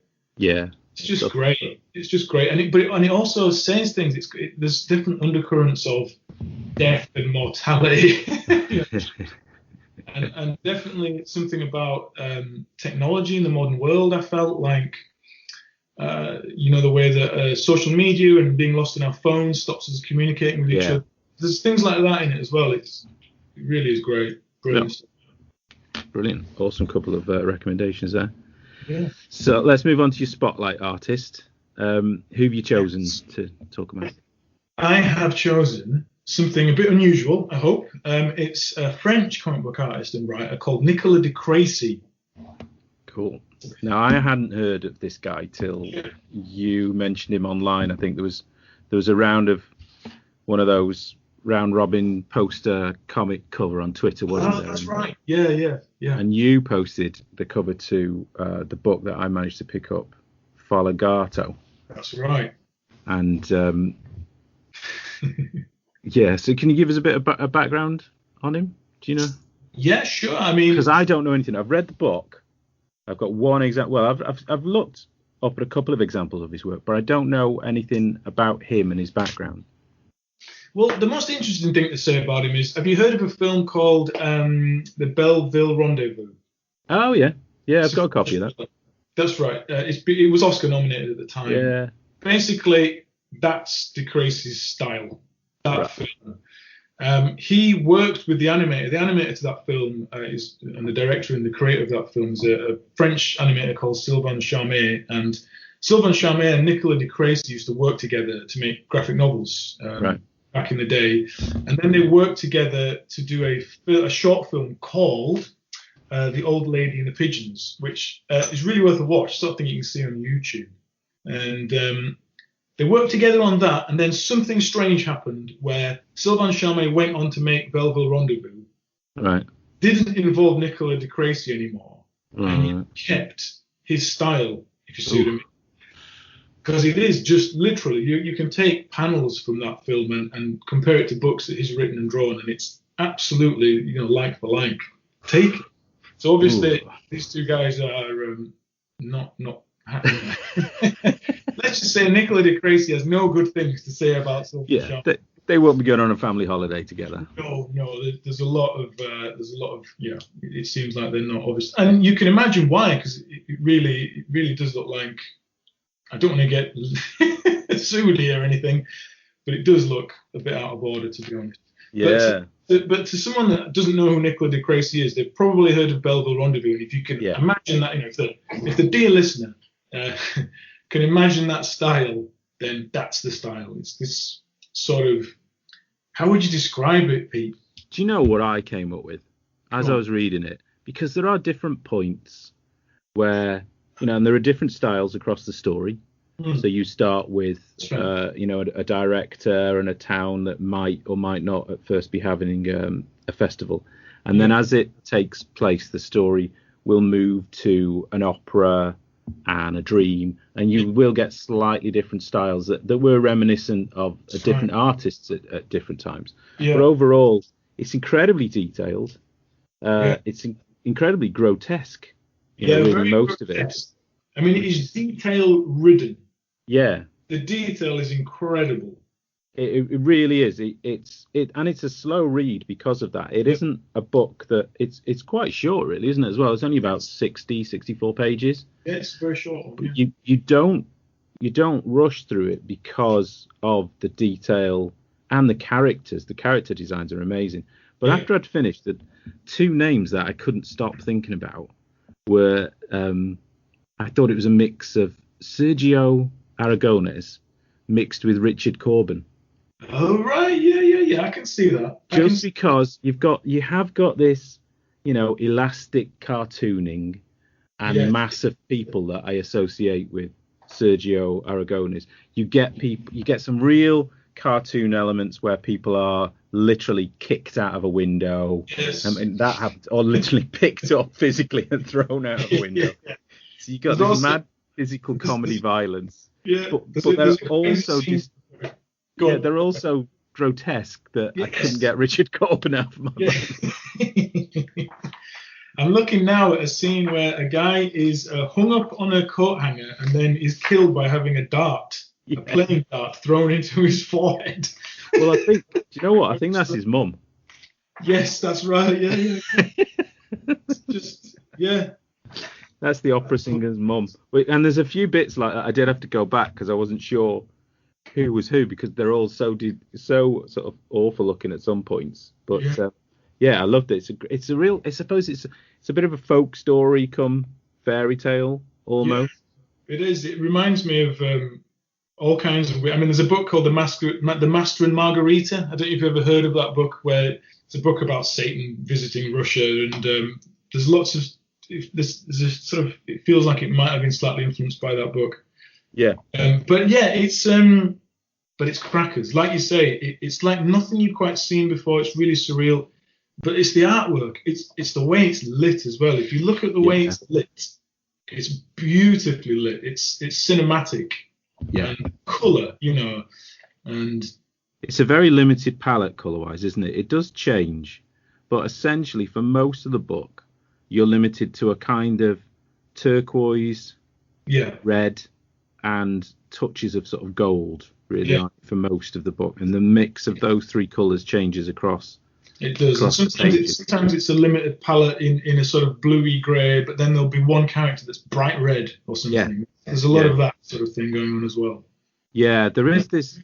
The way he uses that space in a panel sometimes. So you will have one character. You'll have elaborately patterned characters, but then you will have these characters that are just solid colour with no detail. Yeah. That really just pop as well. And like you said, there was a couple of panels that, I mean, the way he draws the buildings and the city is so detailed and immersive. I loved that. But there was one panel in particular where it is just a panel of the city, but he just laid a shadow over the whole thing, which just made just such a difference to the whole panel and the interest. Yeah. If there's one thing I'm probably going to take away from this book, I think you're right. The lighting on it's incredible. Yeah, it really is cinematic. I don't know. It is, and the the environment. Sorry, go on. I do feel that he's I think we're overlapping voices. I do think as well that he's someone that is, again, a little bit like going back to Sean Murphy and strangely with The White Knight. It feels again that this is intuitive. I bet this is really just the way he does things. I don't think this is meticulously planned in a way. I think he'll have interests, he'll have things that he looks at, but then this is just it coming out, I think. Yeah. It's quite a formal grid as well, isn't it? So that it is Foligato. Yeah, he's done. Other books don't follow this. I mean, this is almost a 6-panel grid for every single page, isn't it? I mean, there's occasional breaks, but it's mainly the 6-panel grid. So where does this fall in his work? I mean, what kind of time was this? Is this early 2010s? Is it? It's 91, I think. Right. So this is almost one of the first things he did. He's probably been a fairly young man now. I think, if I remember correctly, when I was looking him up earlier, he's about 52 now. So been a relatively young man, I suppose, when he did this. It's definitely early work. Mm-hmm. Later stuff that's definitely worth looking at is things like the Celestial Bibendum, which you can get in English as well. I think Knockabout published that. That truly is an utterly bizarre piece of work, but he wrote that as well. And another really interesting one is a book called Prosopopus. Right. Have you heard of that one? No. Completely silent, quite a thick graphic novel, completely silent, and there's not even sound effects in it. It's utterly silent, but quite a complicated story. Right. But it's amazingly done. It's totally understandable. It's incredibly bizarre and even disturbing in a few places. I mean, but the artwork again is just unbelievable and cinematic and absolutely engrossing. Talk about pulling you in, and sometimes you can't quite believe what you're seeing. But so is he still working in that same style now? I get the feeling he's one of those artists that couldn't break. I mean, like you say, sometimes the story does go into almost a different media style. Like he might be drawing in pen and ink in one, and then suddenly it turns into something that looks like he's done it in pastels. Yeah. So it looks different, but no matter what he's doing, it's unmistakably his drawing and his style. And I think he's one of those artists that wouldn't be able to break from that. If you see what I mean, it's just the way he does it, like his handwriting. Yeah. I mean, I think just to help the listeners, to throw a few names out there, I think if you liked Mark Stafford or Bill Sienkiewicz or Sienkiewicz or Dave McKean, that kind of and I love all those aspect.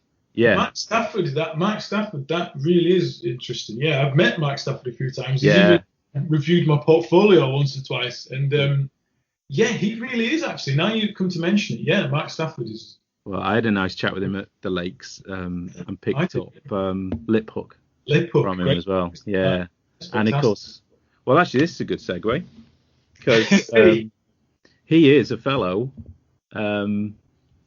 artist from Meanwhile, which is where your Needleman comic appears. Right. So you got Mark Stafford and yourself, Soaring Press's Meanwhile, which I've been a regular reader of. I love Meanwhile. So, I mean, that's brilliant. Yeah. There aren't that many anthologies out there now, especially anthologies that will just have such a breadth of style and art. Yeah, absolutely. So, fan of that. But I mean, I was someone that liked that book, and so thought, well, let's email them. Let's email them. Can I do something for you? That sort of thing. I mean, because I like the book so much. So yeah, and it's still a great book as well. The format changed, if you remember. So now it's a quarterly sort of 100-page, almost like a little graphic novel. Yeah, it's proper square bound now, isn't it? Yeah, prestige, like prestige format it used to be called in the day, just like sort of Dark Knight. Yeah. So, how do you feel? DeCracy is there any influence there with your Needleman artwork, or is it just somebody that you admire, or do you feel there is something you've brought from his art that has influenced your own? In the past, I've done little short stories, little comic book stories. Like there's one on my website called A Carnival for the Lost, which is obviously directly influenced by Foligato. You can see I've clearly read Foligato recently and then did that. So sometimes directly, but I think more my artwork is kind of I can't help but do the sort of style I do. It's not an engineered style. It's not something it's just the way it naturally comes out, and it's very detailed and it's very painterly, and anyone that is also like that, I always sort of share a little bit of a kinship with, and they always influence me. I think with DeCracy, I always think, look at the detail. It's so rich in detail, but not distracting. And I always like to try and do that as well. So I suppose he does influence me. Again, like I said, the way he lights things, the way he uses a limited palette. I mean, if you look at the Needleman, that's a limited palette. Which has a moment where the palette breaks into colour, and so he must have influenced me in that way, I suppose. Yeah, must have done. Very much so. Yeah, I know that's it's a very moody piece, Needleman, and if the listener again hasn't picked it up, it does share a kind of grotesqueness as well, I suppose, in some of the characters and the depiction of this dystopian town. Yeah. Guilty. So how do you actually work then with your art? Like you say, it's very painterly. I mean, it looks to me like you're working from. Do you start from a black background and work up, or are you working? How do you work? There's no flies on you, Pete. That's exactly right. That's exactly right. I start. I always paint grayscale actually first, and then and especially for something like Needleman, which was limited palette. But even if it was full color, whatever that means, I would always paint grayscale first. Right. And then in Photoshop, I paint using a Wacom tablet in Photoshop, and then I add color, a sort of overlays onto it, and then start to sort of paint again over it to sort of paint all that color in, if you see what I mean. And yes, I always do. I start dark and I add light, basically. Cool. Did you hear me talk about Mort Meskin on the? I did a little review bit on. I think it was the one before me and Mike yacked on forever. There's an golden age artist called Mort Meskin. Yeah. And he used to work that way. He used to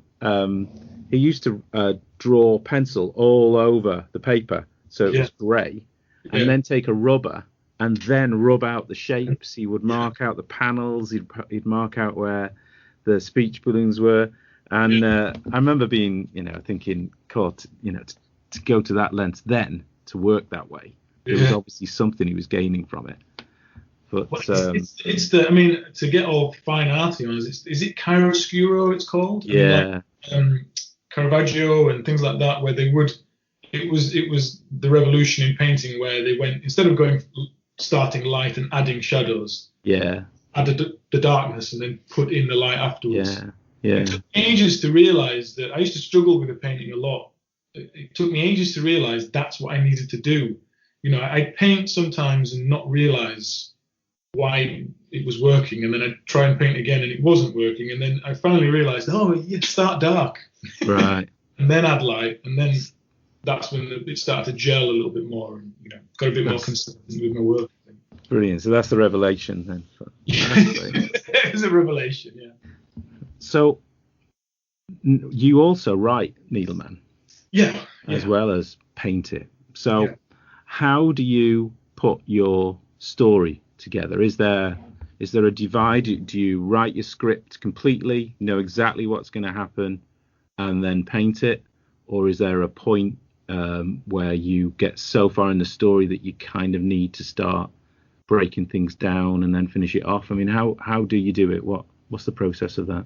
I really spend a lot of time on the script. I mean, I spend ages on the script. I even put it away for a bit and then go back to it, and I don't really put too much, pencil to paper until I'm absolutely positive I like the script. Mm-hmm.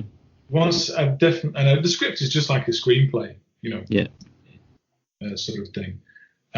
Then I lay everything out in a way that is sketched quickly. I'm just sketching directly onto Photoshop, just sketching the pages out. But I do it quite accurately, so all the panels are in the right place, the composition is there. It's just that I've sketched it out really, really quickly. I tend to find that going from script to layout, I almost slightly readapt it, and it's improved. It's improved again when it's taken to the layout phase. And I do it that accurately before I go to final artwork, because it takes me so long. It's so detailed and time-consuming, the final artwork, that I want the layout to be absolutely correct. I want to know exactly what I'm painting. I don't want to get lost or discover there's a plot hole, because I could have spent a week painting that page. Yeah. I can't do any plot holes now. So there's a lot of prep before I start final artwork. Do you find that when you have laid it out, does that then influence the script again? Do you find yourself sometimes reconsidering the script against the visuals, or is it kind of immutable? Absolutely. No. At every stage, it is almost readapted and improved. I think it improves. I think the script, you get it to a certain stage, the layout, it then gets adapted and improved again. And then even when I take it to final artwork, those layouts will be perfect, will be enhanced again as it goes to final artwork. And at every stage, it's malleable. There's always changing text and rewriting panels and changing bits and pieces at every stage. But it's done in a very organized way from the beginning, so that I can't go off track and I can't end up wasting huge amounts of my time when it comes to the actual final Agreed. Art. Have you read Stephen King on writing, the book that he wrote just about the process? It's a really good book, actually. And in that, he mentions quite a few things that you've just mentioned then, and things I've taken on to do when I'm trying to write my own stuff. He'll say, get it all out. First of all, don't worry about your punctuation. Don't worry about, and get your idea out. Then when it's out, write it. And then, like you said, put it away. Yeah. Don't worry about it for a while. Come back, read it. And then whatever is standing out, you'll either be standing out for a good reason or a bad reason. And you'll know on that reread. But with him, when he does the passes through his manuscripts, a lot of those he does to add kind of theme, or to add, perhaps some recurring motifs. Yeah. And I think that's what happens a lot when you've got your script finished, but you're doing the artwork. You've got all that time that you're doing the artwork to think of the script script and to think about what people are saying. And that's when I think some of that serendipity can happen, that you might see something in the panel that you can reflect back in the dialogue, that's what makes that bit, I suppose, a little bit magic in comics, is the connection between those two forms is still right to the end, especially if you're doing it yourself. It's a little bit different when you're working on somebody else's script, because you don't feel, you might be able to suggest to them that, you could alter something. But a lot of the time, you have to deliver the art to match what you've been asked to draw. But when you're doing it yourself, those little, you can sometimes think, if I just change that one word there, it's going to reflect nicely, or emphasize something in the panel. Absolutely. I mean, that's why I love that's why there might be a chance I am doing some artwork for someone else's story, maybe this year, maybe next year, but being very mysterious about it, I better not say it. But other than that, I would much rather illustrate my own stuff, because of that control you have at every stage to improve it or to tweak it, and you're not locked because the writer's written it this way and it has to be this way. You can shape it and mold it through every stage and just really try and make it the best it can be. And like you say, if your artwork style is quite long and laborious like mine, you do start coming up with these ideas and getting, if I do that, that'll connect with that. And in fact, when I was doing this Needleman thing for Meanwhile, as I was painting this, I came up with the whole rest of the story. So it's going to be a full-length graphic novel eventually, of which these first two parts I did for Meanwhile is basically chapter 1 and 2 of what will be 8. So it'll be a full-length graphic novel, and it just all span really from, this could be, when I was on this place, this building, going, this could be, that could happen here, and so on, Yeah, it was, so that's exactly right. It's great for that. Yeah, you spend so long sometimes in this world that you've built, it's difficult not to expand it sometimes, isn't it? Yeah, brilliant. Yeah, sometimes it's about making sure it doesn't run away with itself. Sometimes story can just go on and on forever, can't it? Yeah. It could be many stories all set in the same place, and sometimes it's about knowing when to sort of finish it. Well, I think that's a big advantage of, I think indie comics, or comics that are creator owned are much more likely to be finite, I think, rather than the big two. And Alan Moore always used to say, a story should have an ending. Absolutely. And I think the big two titles do suffer, and I think the never-ending number ones are actually a kind of reflection of that. They do suffer by them continuing almost too long. Yeah, absolutely. So I do. There's nothing better than a really good ending. Even to, I spoke on my top 10 about BPRD, which I've been reading for donkey's years. And you're a big fan, aren't you, of the big I love the Mignolaverse. I love Hellboy. I am never happier than just drawing monsters, and that's reflected in that book. Monsters and gorillas I could just happily draw all day. and watch this space. But it's incredibly sad, but I'm also incredibly happy, because it's still a great story, and it's going to have. You can just feel it. It just feels more mythic, and it feels more important, and it feels more momentous for having this end to it. Yeah. So, I completely agree. Yeah. Brilliant. Right. So I suppose that's your current projects then, and well, I am continuing Needleman, but that's just in the writing process at the moment. I'm doing a book called Nord, Nord. Next. Well, that's what I'm actually working on right now. That's going to be something hopefully kickstarting in the summer.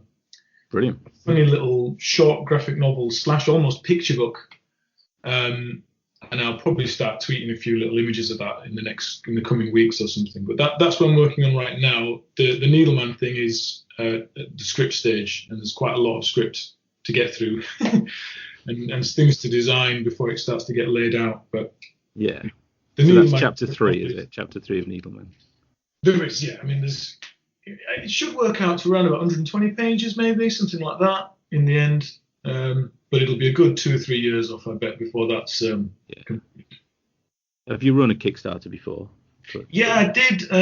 About 3 years ago, I did a collection of short stories it was called Misk, a graphic novel.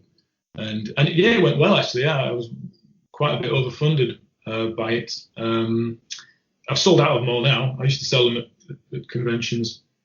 So I've done it once before. I'm hoping this time round, though, because I did everything wrong for that first campaign. I put it on and then started to advertise it. Nobody knew who I was at all. So I'm quite amazed it actually got funded. So hopefully with this new book, this Nord, it might hopefully be a little bit easier. But you just never know with Kickstarter. I mean, have you ever Kickstarted anything? I've worked on other projects, helped other people. I worked on a comic that was Kickstarted, for Copperopolis, for an art group that I helped set up. Yeah. And so I've kind of been in the wings, if you like. I've been involved and jumped in and done updates and stuff, but I haven't set one up. But I'll be doing one myself for my next project as well. So that's why I was asking as well. But I mean, Kickstarter is once I'd not really.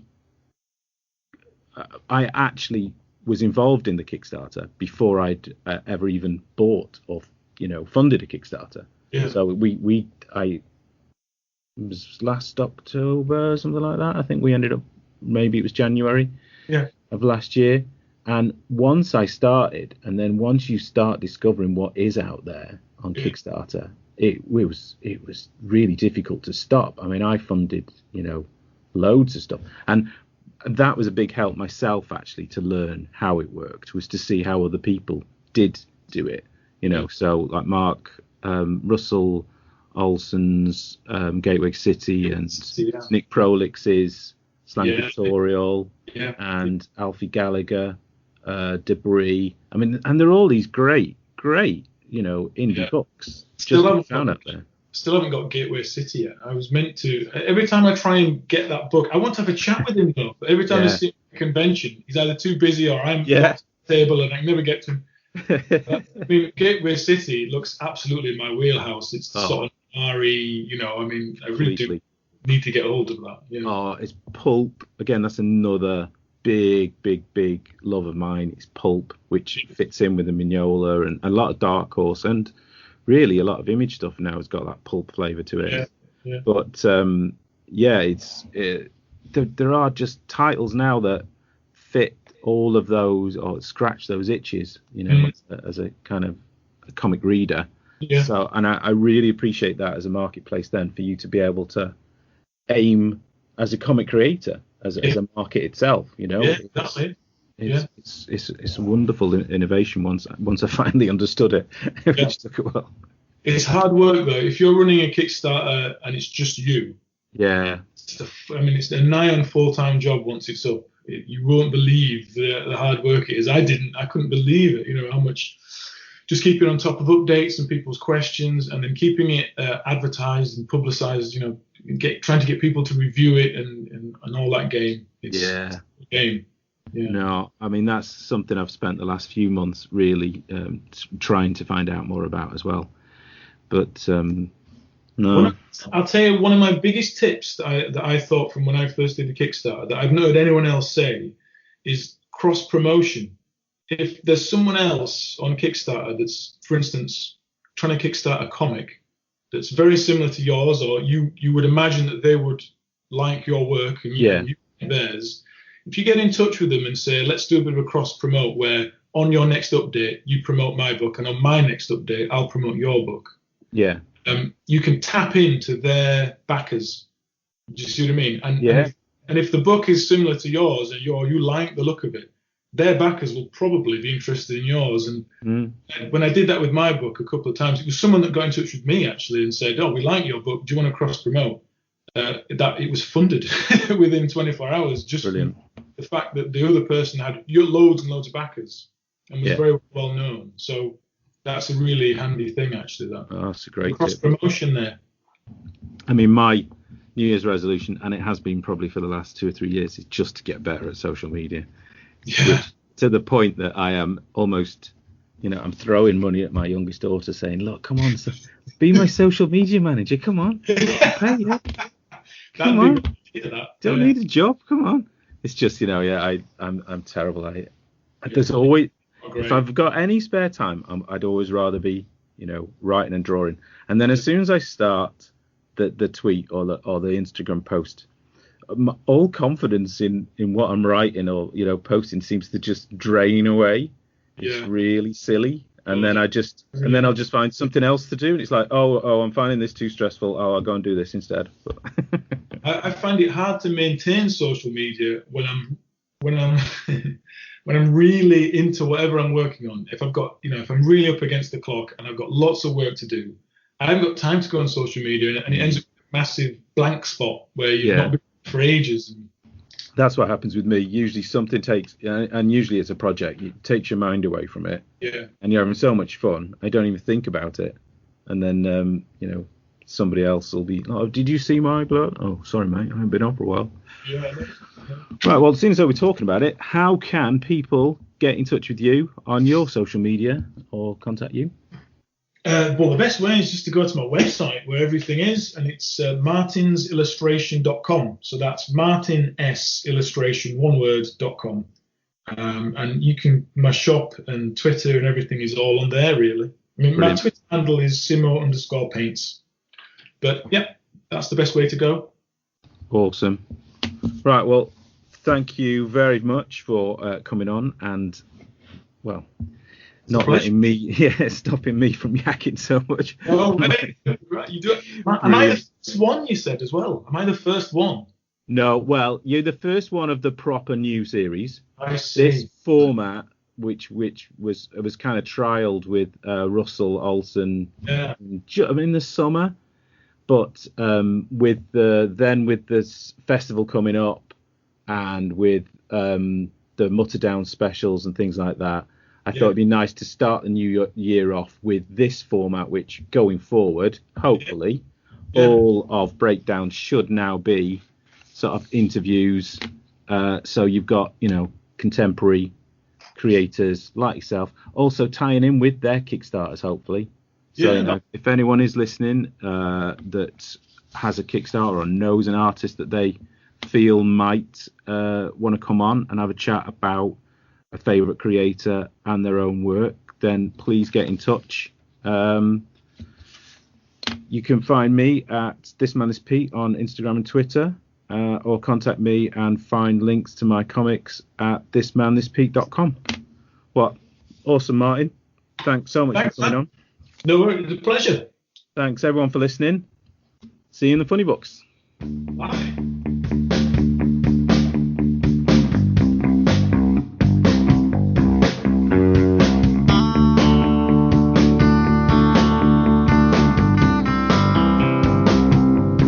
Okay, so 2019, and we already have some festival news. Bring it on. Bring it on. The Smurfs are heading to Kendal. I'm going to paint you blue. I said I was going to paint you blue. The Smurfs' incredible story began in October 1958 in the pages of the Belgian magazine Spirou. Sorry? Spirou. Okay. Joan Anne Pelouet. A comic strip set in the Middle Ages created by Pierre Culliford, known as Piou, featured the first modest appearance by the characters that have gone to become international stars in comics, books, film, and other media. Mm-hmm. No one could have had the slightest inkling that their initial fairly low-key appearance would mark the beginning of a veritable legend. So it's been going a fair while. Mm-hmm. I used to watch the Smurfs on telly. Yeah? I don't think I did. Did you not watch the Smurfs? I did occasionally, but no, it wasn't something that... Oh, I love the Smurfs. But I do remember the little models that came out. Yes, the little plastic ones. I don't know if it's Kinder Egg or whatever. Oh, I don't know. Out, I had a couple. I always wanted them. I'm sure I had a couple. I don't know how I got a couple. It might have been like a car boot or something. Yeah, I always wanted them and never got them. Mm. So, presented in the form of games, photos, and informative text, the exhibition at Kendal's Brewery Arts Centre will tell the story of the Smurfs from their origins to present day. Lovely. So that's going to be at this year's festival, which, looking forward to that. Yeah. So that's the first announcement. First of many. First of many. So check the news page on the website for more information on that. Now, something has come to Netflix that you didn't want to watch. Well, so DC Universe, we can just go through the bit backstory and then we'll go through. Obviously, they've got in America, they've got the DC, I can't remember what they called it, but the universe where they're creating TV shows and all the comics are available. And you pay a monthly fee, and they're doing specials just for that service. Now, it's not available elsewhere.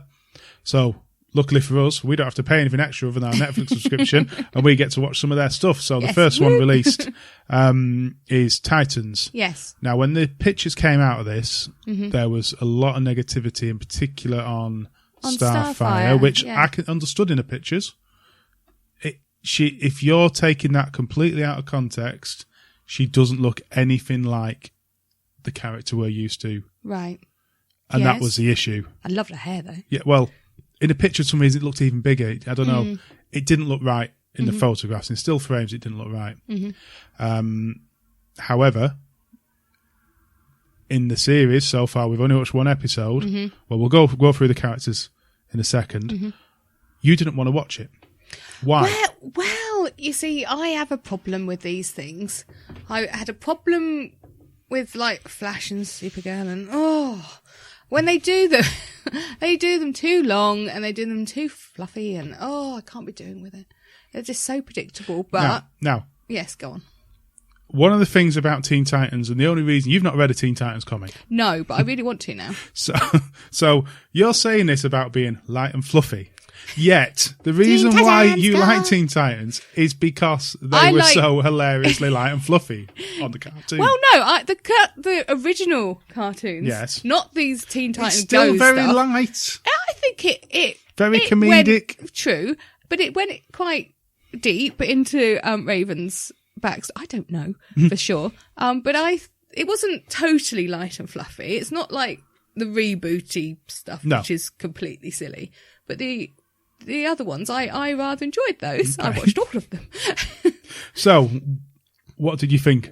Oh, it was awesome. It was really good. I love the characters. It really does make me want to read the comics now, because I reckon the comics are darker by quite a bit. So if you've not watched it yet, it initially follows the story of Raven and Robin. Yeah.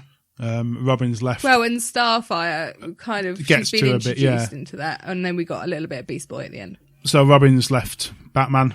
It's Dick Grayson for about a year now. He's a police officer in Detroit, and he's using his a bit like Dexter. He's using the stuff he gains from being a police officer, the information, to go then and get the people that have slipped through the nets of justice. Yeah. In his Robin outfit and so forth. And he's obviously had issues with Batman. He's a bit more heavier than Batman would ever be. Oh, yeah. He's doing it his way. Yeah. Not Batman's way. And you can see that anger there with whatever's happened. Yeah. And then there's that link between him and Raven, though Raven didn't realise it, really, who it was. She was experiencing his dream of Robin's parents dying. Giving you that good bit of backstory without having to do a backstory. Yeah.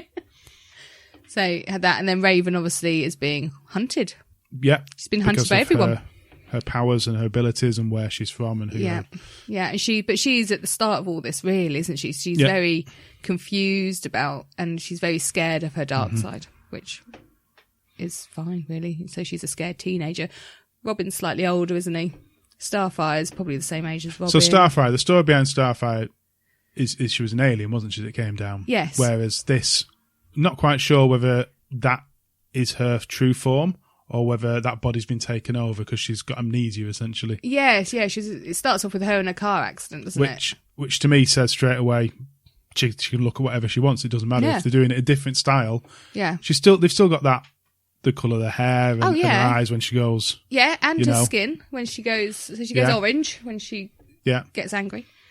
I don't have a problem with it. I never did have a problem with it either. So no, it's just it was so different. Yeah, I think that was the issue. It was so different. But it doesn't, like we've been talking about this since. It doesn't actually matter. No, now you understand that you need to see it in context. With everything. Yeah, it's all got to be in context. And then finally, Beast Boy we just see at the end, who isn't green, but his animals are green, so that's fine. Save the money. You've got also save the money on CG and that in. But also, he's got to fit in. That's They've it, all got to fit in a certain way. You've got to remember that comics don't work the same way in film, in real life. Yeah, you've got to just doesn't. Yeah, you've got to ground it somewhere. So that's fine. And the CG animals can be as green as they want. Yeah. So it looks interesting. We're going to continue the series. Yeah. And see how it goes. But it's a good start. Yeah, it was good. It was dark. It was gritty. And it wasn't... I couldn't predict what was going to happen, so I liked it. I just hate things that predict or fill. If it starts filling episodes, I'm going to lose interest. So I'm hoping it... I haven't seen how many episodes there are, actually, but I hope there's not too many. Not checked. Because you lose it if there's too many. And we finished the first season of Baki as well, which is the most ridiculous animation I've ever seen, but I love it. It's like an extremely violent version of Dragon Ball Z. I don't know what it is. Where one fight lasts 3 or 4 episodes. Yeah. And nobody dies. I mean, they're horrendous injuries. Hemorrhaging from everywhere. Everything broken. All the ribs, sternum, everything broke. Knees shot out. And the next minute, they'll be fine. Ridiculous muscles as yes. It's ridiculous. It's hilarious. But again, another Netflix show. Go on, give it a go if you. It leaves you on a cliffhanger, though. Blood, guts. Yeah. The only issue I would say is it's called Baki. Yeah, so far it's not really been about him. Not yet. I reckon. Hopefully, with like season 2 and stuff, it will explore this more. It's not really about him. Anyway, thank you very much for listening. Thank you. We're back next episode with a guest. No idea who. Not quite sure. We'll think of something. However, I can announce that for the launch of the new Kiltopia Kickstarter, we will have Dave Cook on the launch day. We will be releasing on launch day. I quite like that. Yeah. So he's going to be fully on an episode down the line. So for Kiltopia issue 2. Brilliant. Superb. Thank you very much for listening. We will see you in 15 days. Count them down. Goodbye. Bye. Thank you for listening. Find out more about the festival at comicartfestival.com. Find out more about the show and how to contact us at comicartpodcast.uk. Find us on Twitter, Facebook and Instagram. Music composed by Pop Noir.